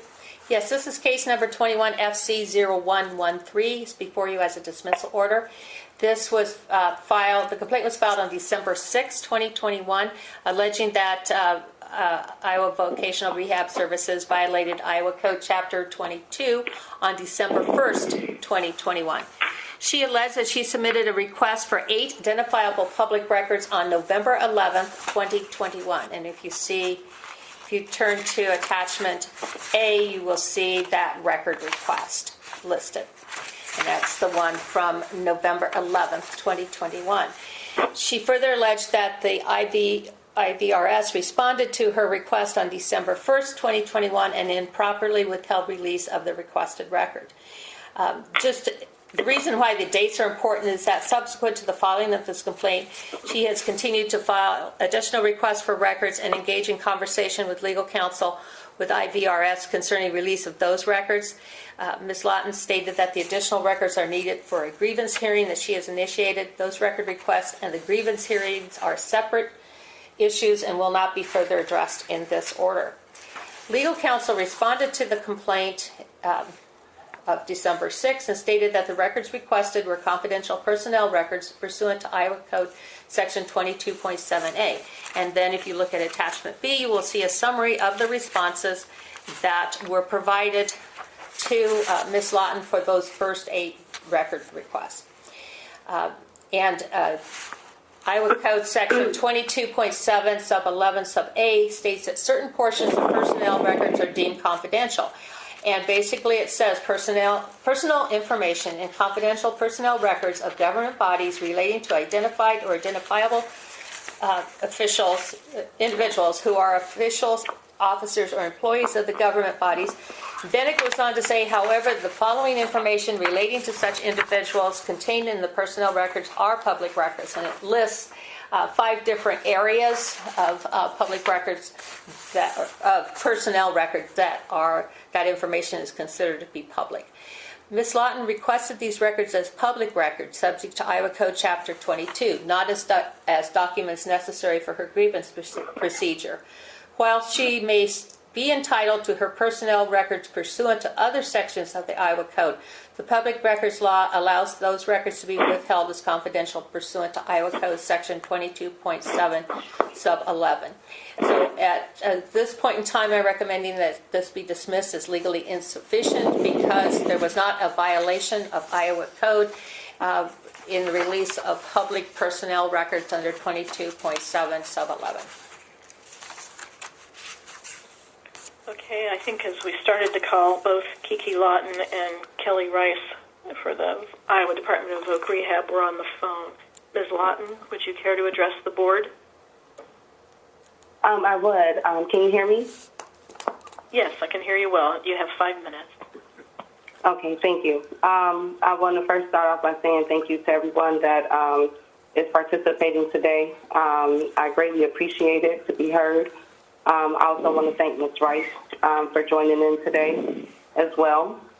And thank you for the narrator, the person that went over my concerns regarding this matter. So I just want to start off briefly with stating the precipitating factors. So on November 12th, I submitted an open records request to Heather Doe, who Ms. Rice directed me to do so. 19 days later, I received an email from Heather Doe with Ms. Rice's attachments, along with another individual by the name of May. And basically it stated, I'm sorry, can you hear me? This is somebody breathing. I'm sorry. Some background noise, but I think we can still hear you. Go ahead. Okay, great. Thank you. So then I received an email from from Heather Doe with Thomas Mays and Ms. Kelly Rice CC'd on that email stating about the Iowa records, that the reason why they could not release these records to me. But additionally, one question was answered on that on open records request. So I filed a complaint with the IPIB board on December 7th, 2021, and I had spoken with Zach Goodrich regarding this matter as well, in which I'm not sure what happened between that the conversation that he had with Ms. Rice, but I do know that Ms. Rice from December 7th. I received an email on December 28th from Ms. Rice stating that she was leaving early from work due to an illness, and she CC'd Mr. Goodrich in that as well. And then a continuation of that and that she will respond, and this is with the 28th, what she responded to December 28th. In her email, that she will respond to my open records request as soon as she returns. On January 3rd, Zach issued out an email because we had not heard anything from Ms. Rice stating why she did not supply the contents of the open records request. In addition, why was there such a delay for the open records request? Because as Zach had explained it to me, the things that I'm asking for is not pretty much impractical to obtain. On January 3rd, on that same day, instead of her responding to the open records request, Ms. Kelly Rice decided to send out a PERB appeal, and I just want to note that all of this will be, if this is required, if you guys will want this additional information for the record, I have all of this information to be supplied. But basically, she sent out an email to Mr. Goodrich regarding a PERB appeal, which is totally different from an open records request. And I pointed that out in my response to her that day, stating that that is not accurate information. It's very misleading and inaccurate on Ms. Rice's behalf. And it didn't have anything to do with the open records request. So then, on January 4th, she reluctantly submitted the open records request, and again, it was some answers, it was some questions answered, some not. the questions that were not answered were pertaining to my own personal record file. And I just want to state that, to let you all know that this is not a matter of not only just the board handle. I'm sorry, somebody talked to me. Okay, this was not just still on speakerphone, but go ahead. Apologize for the distraction. That's okay. But this is not a matter of not only just the board, for my complaint, because I had to seek injunctive relief in this matter, was to resolve and remediate this matter, not only but because of that, but because of state law being violated. This is my own personal personnel record that is in question here. Transcripts that on record I have, a video on record I have, Ms. Rice stating that I can get these transcripts if, you know what I'm saying, once I make a request, and I requested those records, the transcripts. And to this date, she still denies them. She does not want, uses, stated the Iowa chapter code of why I cannot get my own personnel records of what transpired. I do want to remind you all that this is an internal investigation, an internal proceeding that's occurring between IVRS and I, and this is an administrative matter. And this should not have gone this far. I'm only being directed as to what she told me, and now I'm being denied of it. Also on January 4th, like I said before, she submitted it, and then her response as to Zach's question as to why was the delay on record, she stated that she needed several, other attorneys to help her because she never submitted an open records request, and that she also fell ill. She's dealing with some health issues, and I made sure to let her know. Excuse me, that Ms. Lawton, could you kind of wrap up? We're over 5 minutes. Oh, I'm sorry. So basically, yes. I just wanted to basically state to the board that Ms. Rice's actions regarding this has been unethical, has been misleading. She's been providing this inaccurate information. And this could have been, we did not have to come this far in order to obtain information. And I'll leave it to the floor. I'll let Ms. Rice have her rebuttal. Thank you. Thank you. Ms. Rice, would you care to talk as well? Yes, thank you. I simply want to ask the board to consider the executive director's analysis of this records request. I don't believe it falls, as the director pointed out, under Iowa Code Chapter 21 or 22. As Ms. Lawton pointed out, she is in the middle of a grievance and has filed a PERB appeal.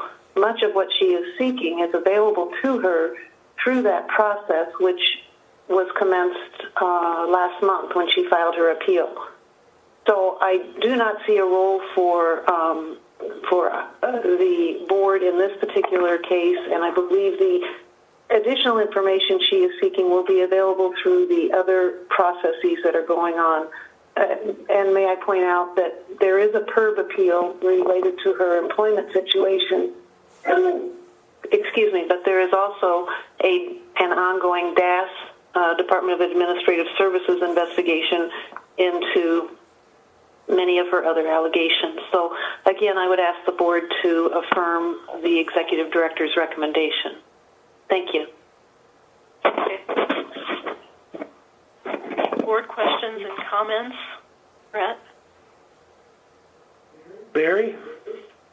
No, nothing from me. Keith? Nothing. Monica? No comment. Rick? No comment. Julie? while application of the Public Records Law would indicate personnel information would be kept confidential, I don't think that impacts a person's ability to get their own personnel file. That she asked it as under the Public Records Law may have confused the matter. But as long as she can get her file for the appeals and the issues that are pending, or she just wants it in general, there shouldn't be a barrier to that. So it's not really a public records issue. That's all. I do believe we have complied with that request for the parts of her personnel file that she requested. Was that you? Can I rebuttal? Let's hold further discussion until we finish with board questions or comments. I think there's one more person. Mm-hmm. Yeah, my question was, I know that 91B1 of the Iowa Code of Employee Personnel Files, maybe it doesn't apply to state employee, but it does say it does include disciplinary records. And I guess I'm questioning why stuff in her personnel file, considered to be in her personnel file. Kelly Rice, can you answer that? I believe that the records that Ms. Lawton has asked for that are relative exclusively to her personnel files, which were only a few of her multiple requests, were responded to by IDRS appropriately. Okay, so these aren't considered disciplinary records. Correct. Okay. I do, yes. Okay. Can I rebuttal? This is Kiki. Can I rebuttal, please? Just very briefly. Okay, thank you. I have to, let me just state, because in a couple of Mrs. Rice's responses regarding this matter, she has, discussed judicial remedy. This is not a judicial remedy. Again, it's an administrative process that's going on. The proceedings that I'm asking for, just to make it clear, is that, the information I'm requesting, just to make it clear, is that these are transcripts that Ms. Rice recorded on July 16th, August 23rd, and August 26th of meetings that have been held. Ms. Rice indicates on one of the open records, on one of those meetings, that a meeting was never held, and it was held. It lasted 11 minutes. These are a part of my personnel records. These were a part of investigative proceedings for IVRS. And therefore, I've given Ms. Rice several opportunities, several times, to redact confidential information. And I've also reached out to the authorizing representative, getting a notarized signed document stating that they can redact confidential information. I just want these documents disclosed, which is why I'm having to go through this process. Thank you. And she has, thank you. Thank you. I think we're up to Susan, or have we already been through Susan? We already did it, yeah. Then I guess we're at the stage for a motion.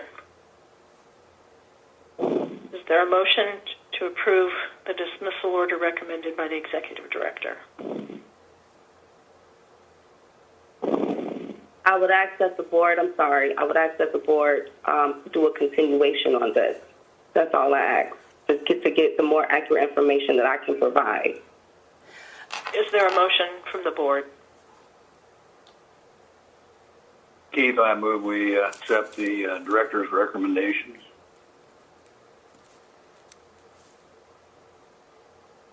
Second? This is Monica. I'll second. Okay, moved by Keith, seconded by Monica to approve the dismissal. Julie, this is Joan, and I am back on the call, but I will recuse myself on this item since I wasn't on all of it. Okay. Thank you. Roll call vote on the motion, excluding Joan.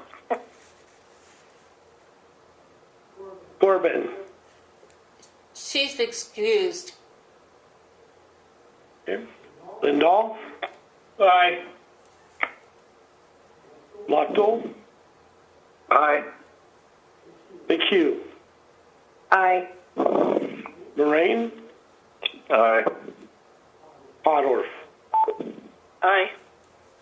Stewart? Aye. And Julie, that's 6 votes in favor, none against, and Corbin recusing. The dismissal orders, Ms. Lawton, I trust you'll be able to get the information you need, not through the public records law, but through other means in the administrative proceedings. Thank you for coming and speaking with us. Next item on the agenda is Sherry Pichon and the University of Iowa Police Department. Yes. Margaret? Yes, this is case number 21FC0104. It's before you as an acceptance order. On November 9th, this complaint was filed alleging the University of Iowa Police Department violated Iowa Code Chapter 22 by refusing to release public records. She alleged that on October 3rd, she sent an email to the UIPD requesting all communications, including emails and phone calls, images and videos regarding myself being removed from the University of Iowa hospitals and clinics on October 1st, 2021. She further alleged that on November 5th, she received a response from the Director of Legislative Operations and Project Management for the University of Iowa indicating that there was 1 incident report and 2 dispatch entries that were responsive to her request. And she was advised that the cost of the records would be $5 per report for a total of $15. The director informed her in that same communication that the video would not be released as it was part of a police investigative report and not subject to disclosure pursuant to Iowa Code Section 22.7 sub 5. Ms. Pichon then questioned whether the police department had appropriately analyzed the release of the video as required by the Iowa Supreme Court in the decision Mitchell versus City of Cedar Rapids, Iowa Supreme Court 2019.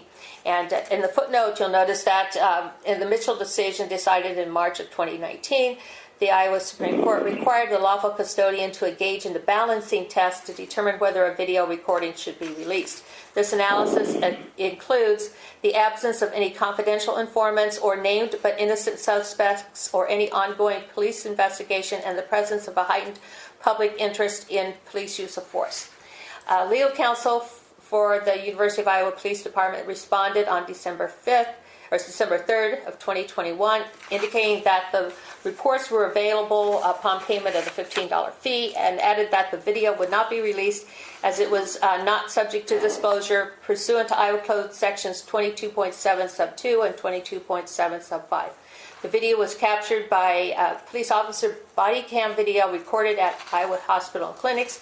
Counsel added that this makes the video confidential under Iowa Code Section 22.7 sub 2, as well as under HIPAA. And noted in the footnote is that HIPAA is codified as a codified federal law, protects the unauthorized release of certain information by health plans, healthcare clearinghouses, and to any healthcare provider who transmits health information in electronic form in connection with transactions for which the Secretary of HHS has adopted standards under HIPAA, i.e. the covered entities. The UIPI, the University of Iowa Police Department, is not one of the covered entities, so in all likelihood HIPAA is not applicable in this case. Legal counsel did not provide any information in support of withholding the video through the use of a Mitchell analysis. IPIB suggested to the complainant that she go ahead and get the records that were available. Upon her review of the records she received, she asked for an explanation of the reasons for the redactions, as some pages were completely redacted. She provided a copy of the records she received. Some pages included redactions that probably contained personal information that would normally be redacted for the release of public records. The rationale for the other redactions is not as apparent. Legal counsel has not provided an explanation for the redactions, nor has he agreed to allow IPIB staff to view the video under the confidentiality protection of Iowa Code Section 23.6 sub 6. So it's difficult to assess based on the information provided whether or not those requested records are confidential. So I'm recommending acceptance at this time. Okay, is Sherry Pichon on the phone? Does she care to speak? Mr. Levine, are you still on the phone, and do you wish to speak with us? I am. Thank you. You have 5 minutes. All right, thank you. So first, I'd just like to go back to the proposed order on the explanation for the redactions. I can provide input and specifics to that. The records that have been provided that Ms. Piccione finally paid the invoice for and that we disclosed to her do have some redactions in those, and those are redactions that are required by state and federal law. That is NCIC, National Crime Information Center information, as well as driver's license and driver status information that's protected by the Federal Driver's Privacy Protection Act. Though she's referring to the redactions in the dispatch records, and that information is what I just described, again, protected by those state and federal laws. As for not agreeing to provide the video to the executive director at her request, the university asserts that that request is premature and beyond the scope of IPIB's authority until such time that a complaint is accepted and an investigation is started after there's an attempt at informal resolution.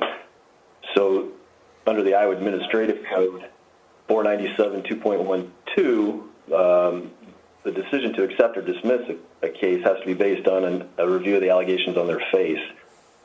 So we're not at the stage yet of there being an investigation into the potential merits of the case, which again occurs after there's an acceptance of the case.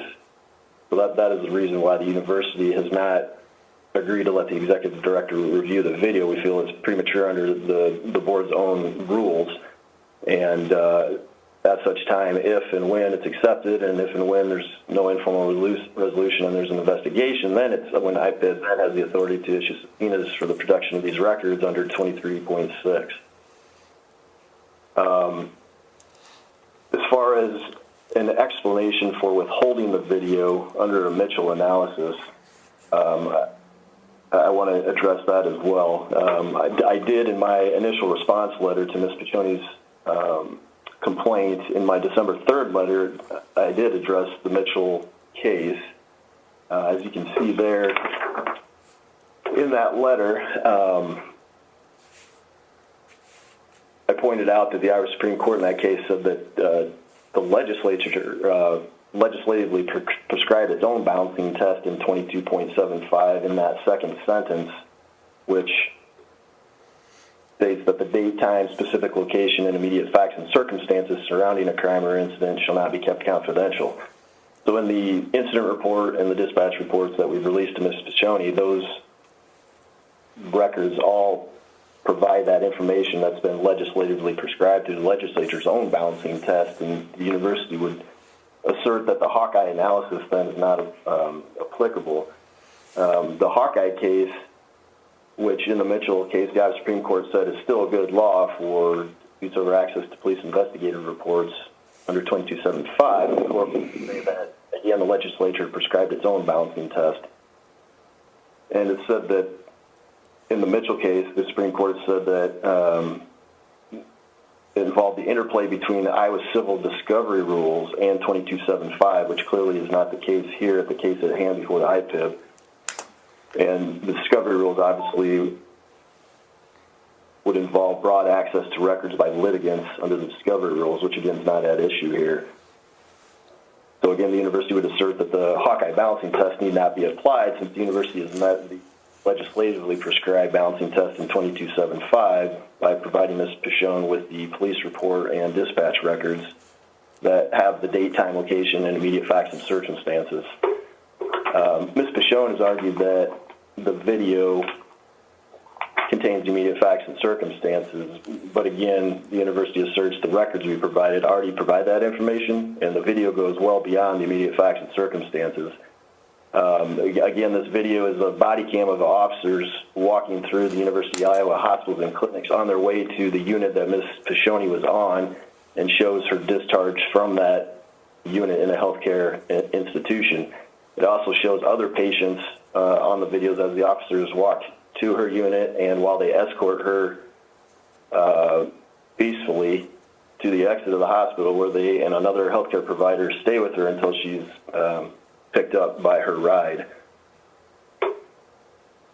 I would also point out, Ms. Piccioni says she is the patient in these records, so HIPAA doesn't apply, 2272 doesn't apply. The issue here, though, is if the university is required to provide this video, Ms. Piccioni, as I'm sure the board is well aware, we will be required to provide it to anyone and everyone that requests it. That would include anybody that's listening to this call could file a request, or anyone that's aware of the request that she's made through our public records office. As far as the applicability of HIPAA, Could I ask you to wrap up? We're past the 5 minutes. Yeah, you bet. I've got about a minute left just to address the other issues that Ms. Piccioni brought up. So as far as the applicability of HIPAA, the university actually is in discussions of whether the university police department should be a component of the university's hybrid entity, which would cover it for HIPAA purposes, since they are they are a unit of the university and of the hospital. Beyond that, even if there's a determination that HIPAA doesn't apply, 22.72 does. Again, as these videos contain medical information related to Ms. Piccioni and others who are found on the video. And lastly, I would say that even if the board would decide that Hawkeye applies in this situation, which again, the university asserts it doesn't, since we've met the legislatively prescribed requirements, again, I point out, as I did in my initial response, that this is considered an ongoing police investigation. The trespass has a 1-year statute of limitations, and as you can see in the incident report on the second page, it indicates it's in an inactive status, but that means that it's currently, which you can see on the UIPD website, inactive status means that it's currently under investigation, but it's just not actively being pursued until such time as there's more information forthcoming. So this would be considered an ongoing and open investigation. And if she were to return to the university hospitals and cause any further issues, the UIPD could use this open case and any other new incidents as the basis for criminal charges. Thank you, Mr. Levine. Margaret, do you have anything further to say given Mr. Levine's comments?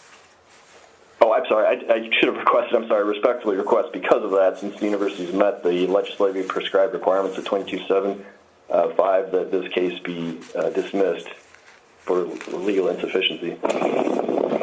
Okay. Again, Margaret, do you have anything further to say in response to Mr. Levine's comments? I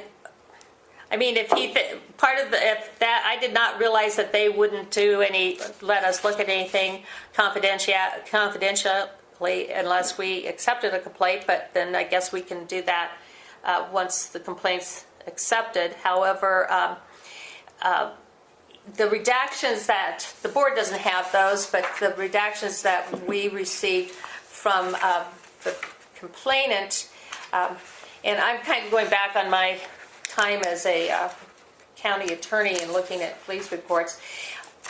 I had some concerns about just it's a whole page, 2 whole pages that are just line by line blacked out, and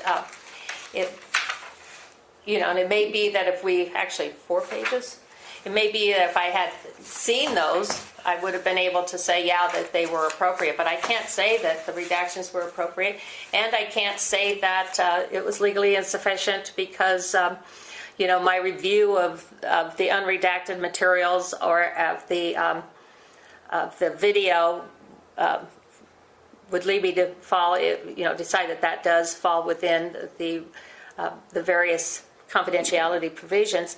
And I did also invite the parties to look at the Supreme Court decision that was issued on one of our previous complaints, that was Klein.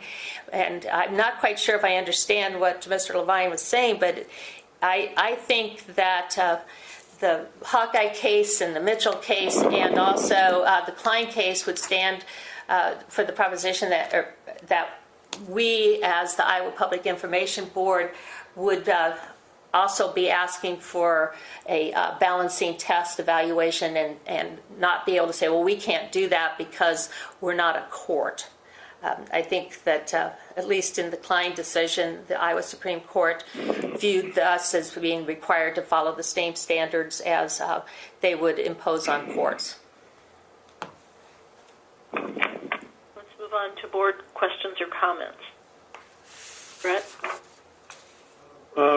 Julie, you may want to double check and make sure Ms. Pashon isn't on the phone. I know that she had called just prior to the meeting asking for the phone number. Well, I can ask again. I called for her at the start of the discussion. Is Ms. Pashon on the phone? Sherry Pashon? Okay. Move on to Barry Lindahl. board comment. Comment, Barry? I agree with Margaret's comments. Keith?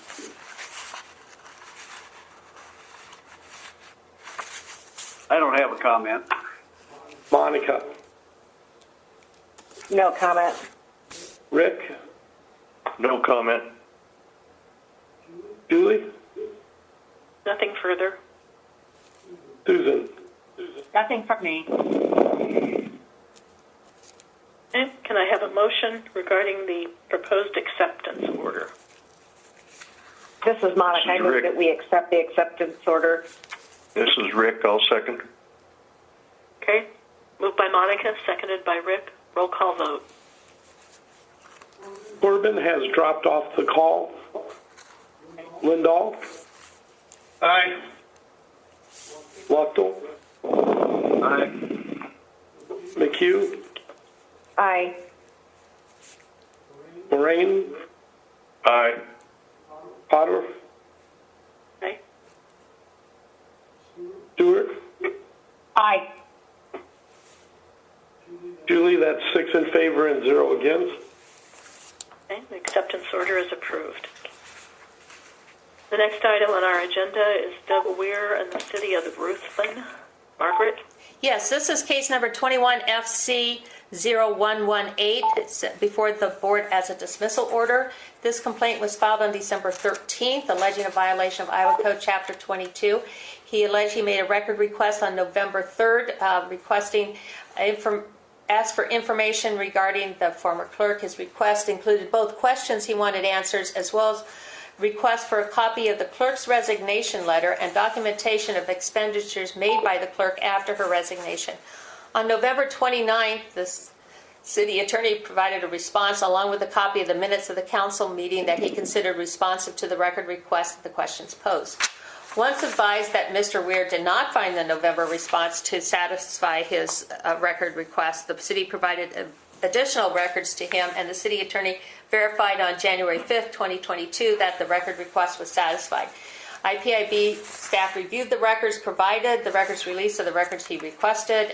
He's not expressed any dispute with the records he received. The city attorney explained there was a slight delay in the second record release due to city clerk being on leave and the attorney having a medical issue that interrupted his schedule.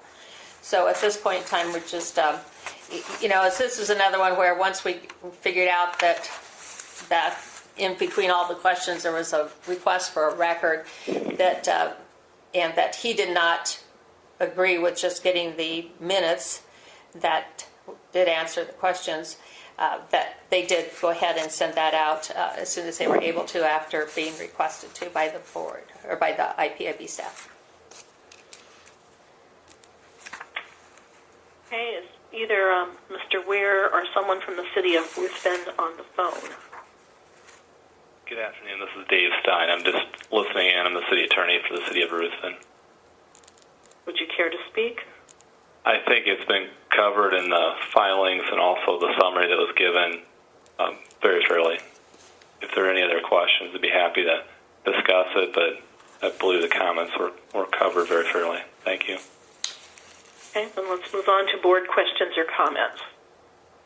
Brett? Barry? No comment. Keith? No comment. Monica? No comment. Rick? No comment. Julie? Nothing from me. Susan? No comment.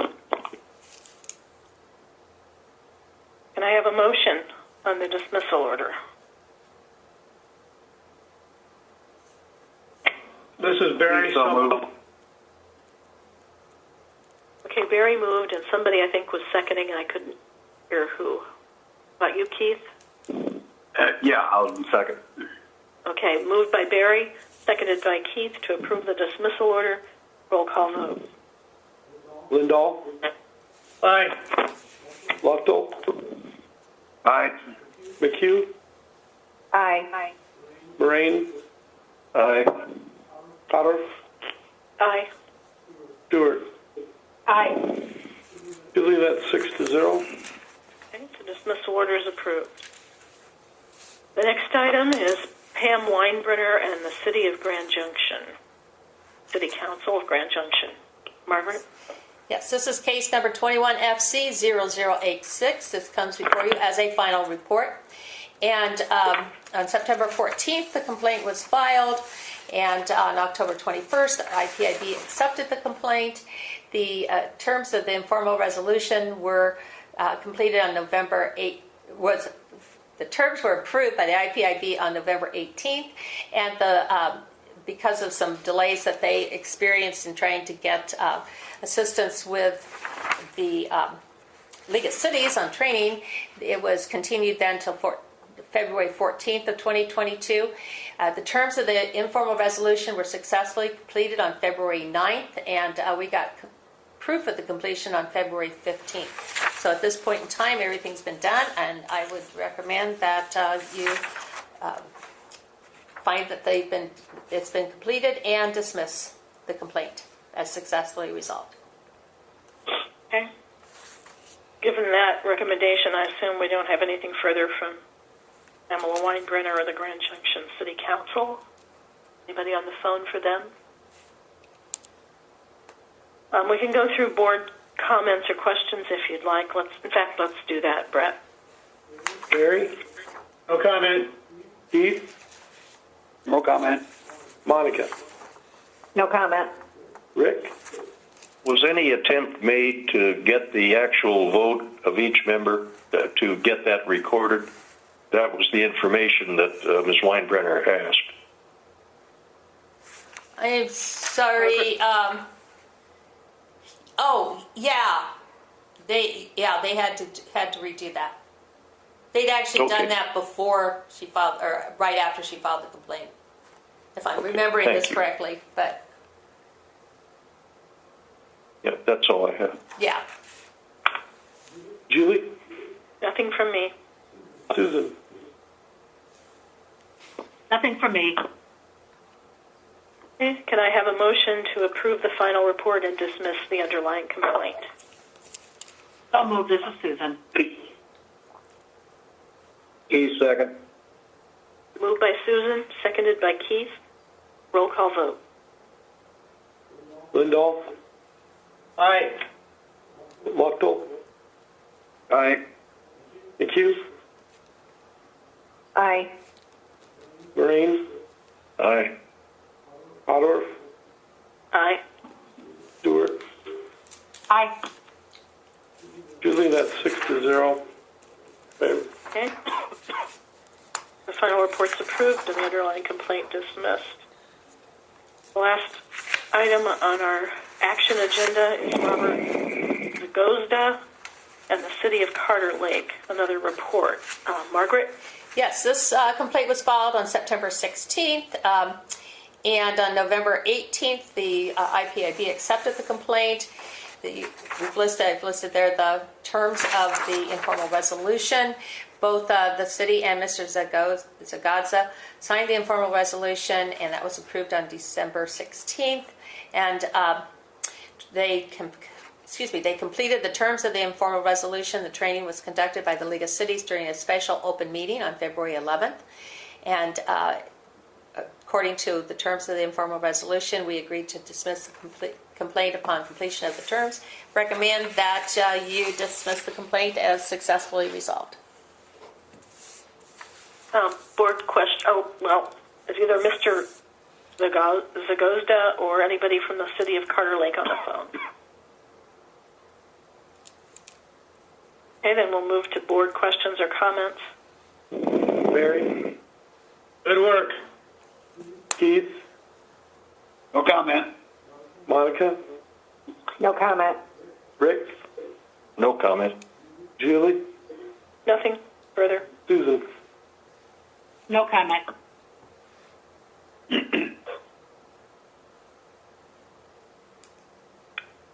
Can I have a motion? Apparently, we've already approved the final resolution.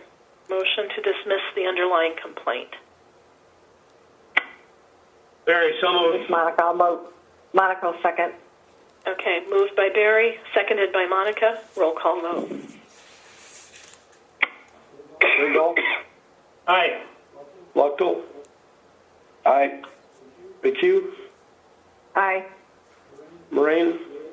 Aye. Potter? Aye. Stewart? Aye. Julie, that's 6-0, unanimous. Okay, the underlying complaint is dismissed. We have no matters withdrawn listed. Pending complaints are listed for our information. And if there are no questions for Margaret about these, we'll move on to committee reports. Okay. Communications Committee, Brett? No report. Legislative Committee, Margaret? Yes, I do have a report, and basically what I'm going to do is give you, as of this morning, the current status on our legislation and on some other legislation that I'm following. Just for those people who don't have to live with this on a daily basis like we have to when they're in session, the first funnel is tomorrow.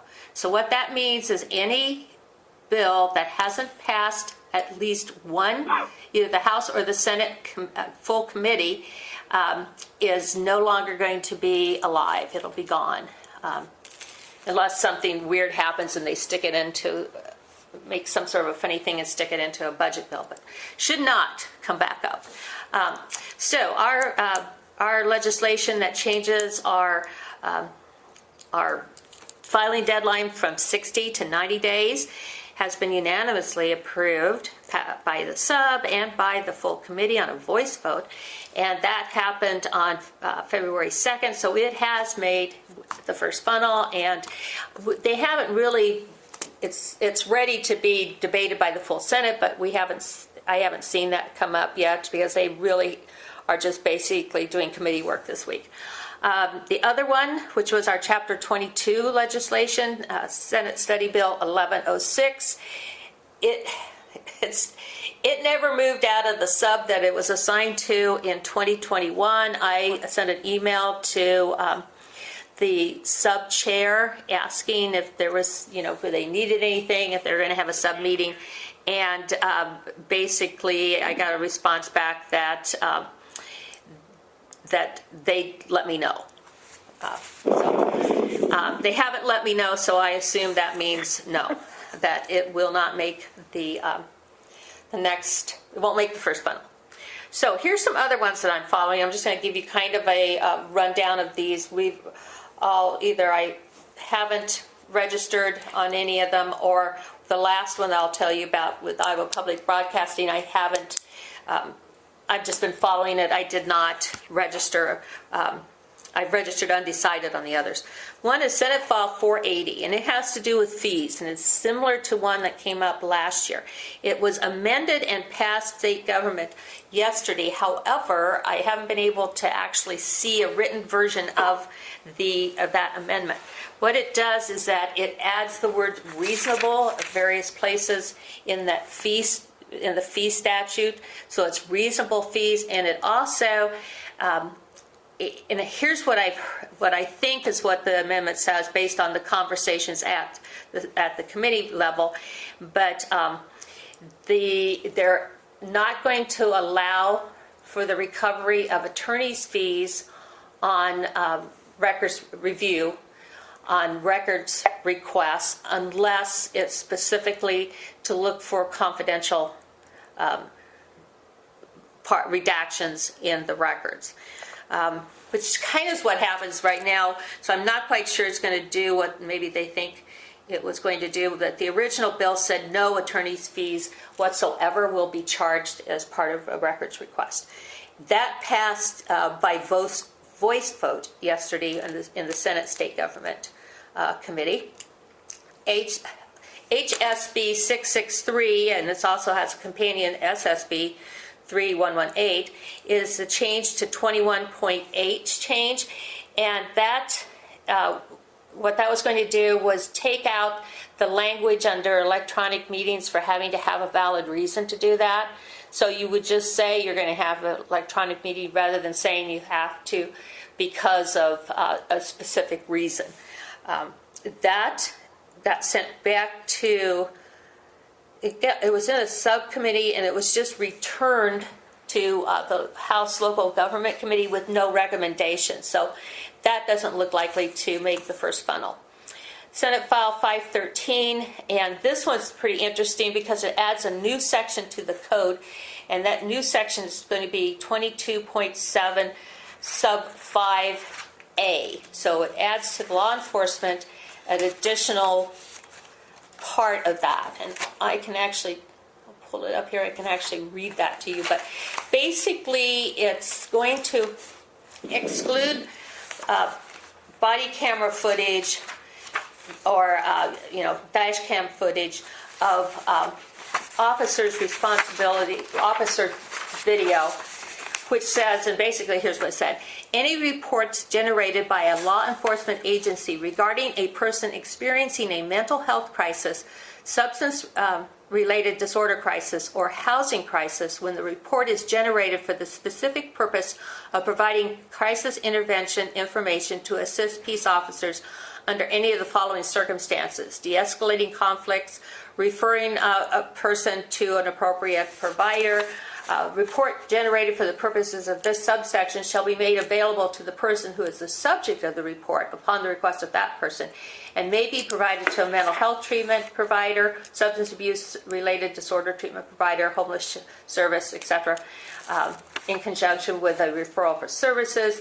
And reports generated for the purposes of this subsection are not peace officers' investigative reports under Section 5. So that would mean that those types of body camera or dash camera footages would not be considered peace officers' investigative reports.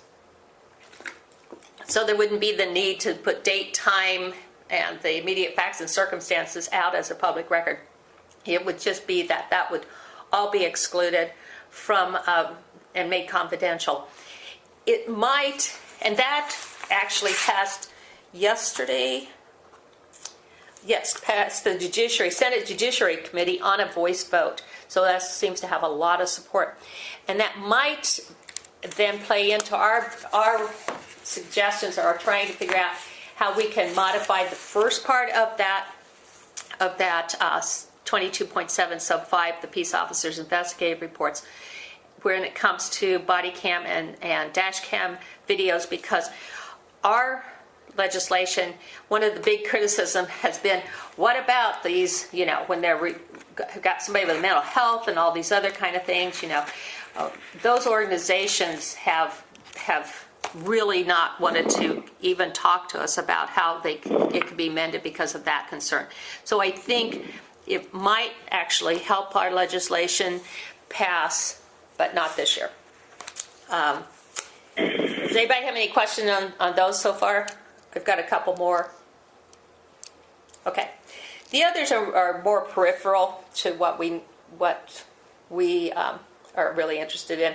Senate File 2263, and this keeps moving right along, so I think it's going to, it may end up becoming law. It's confirmation of the IPIB board members. Right now, along with a bunch of other boards, not just our board, but a lot of other boards, the governor recommends or appoints somebody, and then the Senate has to confirm them. It would take that Senate confirmation out unless somebody in the Senate specifically wanted to have a confirmation hearing on one of them. So that's kind of interesting. It seems to be moving along nicely. Another one is House File 2328, which has gone through the House Judiciary Committee, and so it's made the first funnel, and it has to do with the juror questionnaires. And I don't know if anybody's been on a jury, but when you are called to jury duty, they send you this document that you have to fill out. And that record is, I guess they want to make sure that everybody knows that's not going to be a public record, because It's got a lot of personal information on it. I never thought it would be a public record, but apparently it has been released as a public record. But now that information would not be a public record.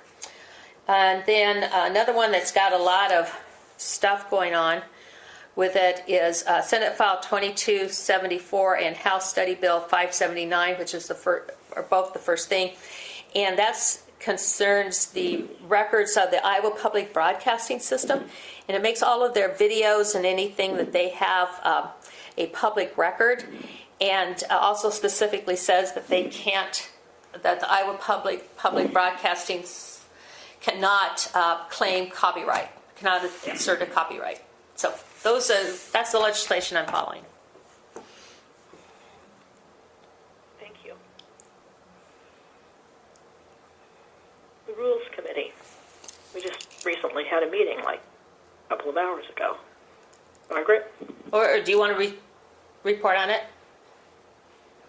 Briefly, because we'll bring things back to the board. Okay. Well, we met and we have assignments for people to come up with some ideas, and we plan on, or Julie plans on having, when we have all those together, we'll send it out and have it on the board agenda for the next meeting. Is that correct? Yeah, I think the committee is going to exchange some preliminary drafts and then hopefully have a couple of topics on the agenda for next month.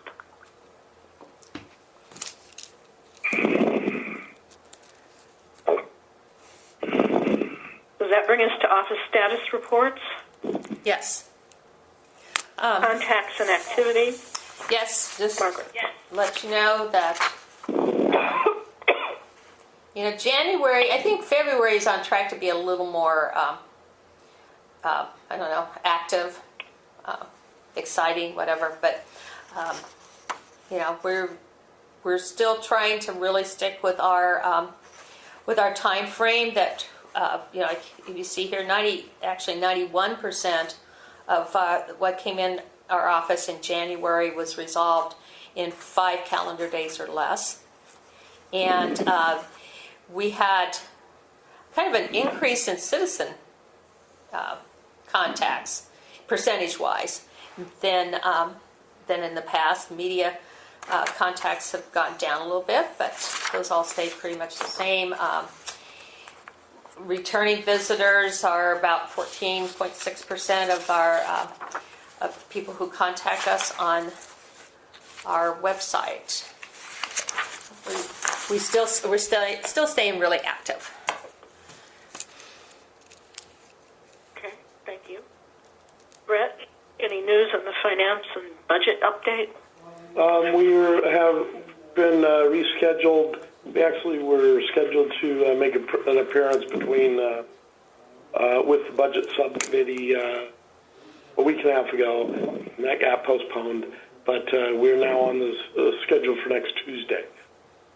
We'll make an appearance at 9 o'clock. And all those subcommittees are available by video.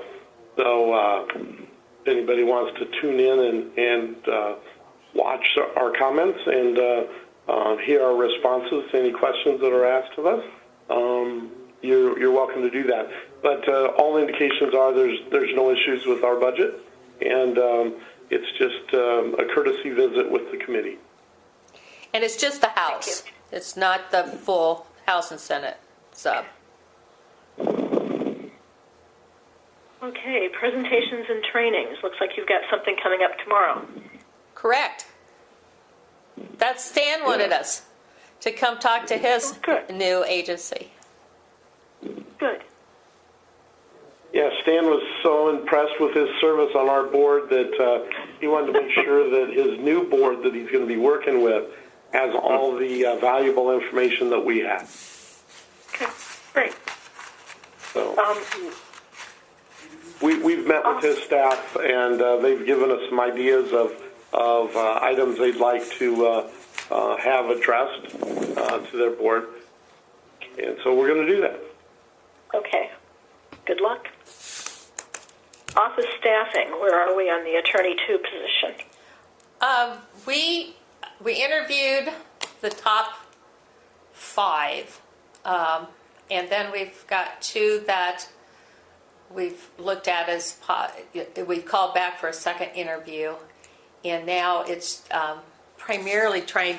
I've made some phone calls trying to get information. I want to make sure that previous people, that they were previous employers, that I have an opportunity to talk with them, and both of them have clerkship experience with the Court of Appeals, and one of them has additional experience with LSA. So neither one of them are interviewing. Excuse me? Excuse me, and they're interviewing with you and Brett? They were, but right now it's just with me. So hopefully we'll have a new attorney hired by the next board meeting. Yes. Great. That's our goal. Okay. Well, that concludes our agenda. Hopefully we'll be in person next month back at the old Wallace building. 2nd floor. And I have a motion to adjourn. So moved. Monica, move we adjourned. Okay, go ahead, Barry. I think Barry moved, Monica seconded. All in favor of adjourning, say aye. Aye.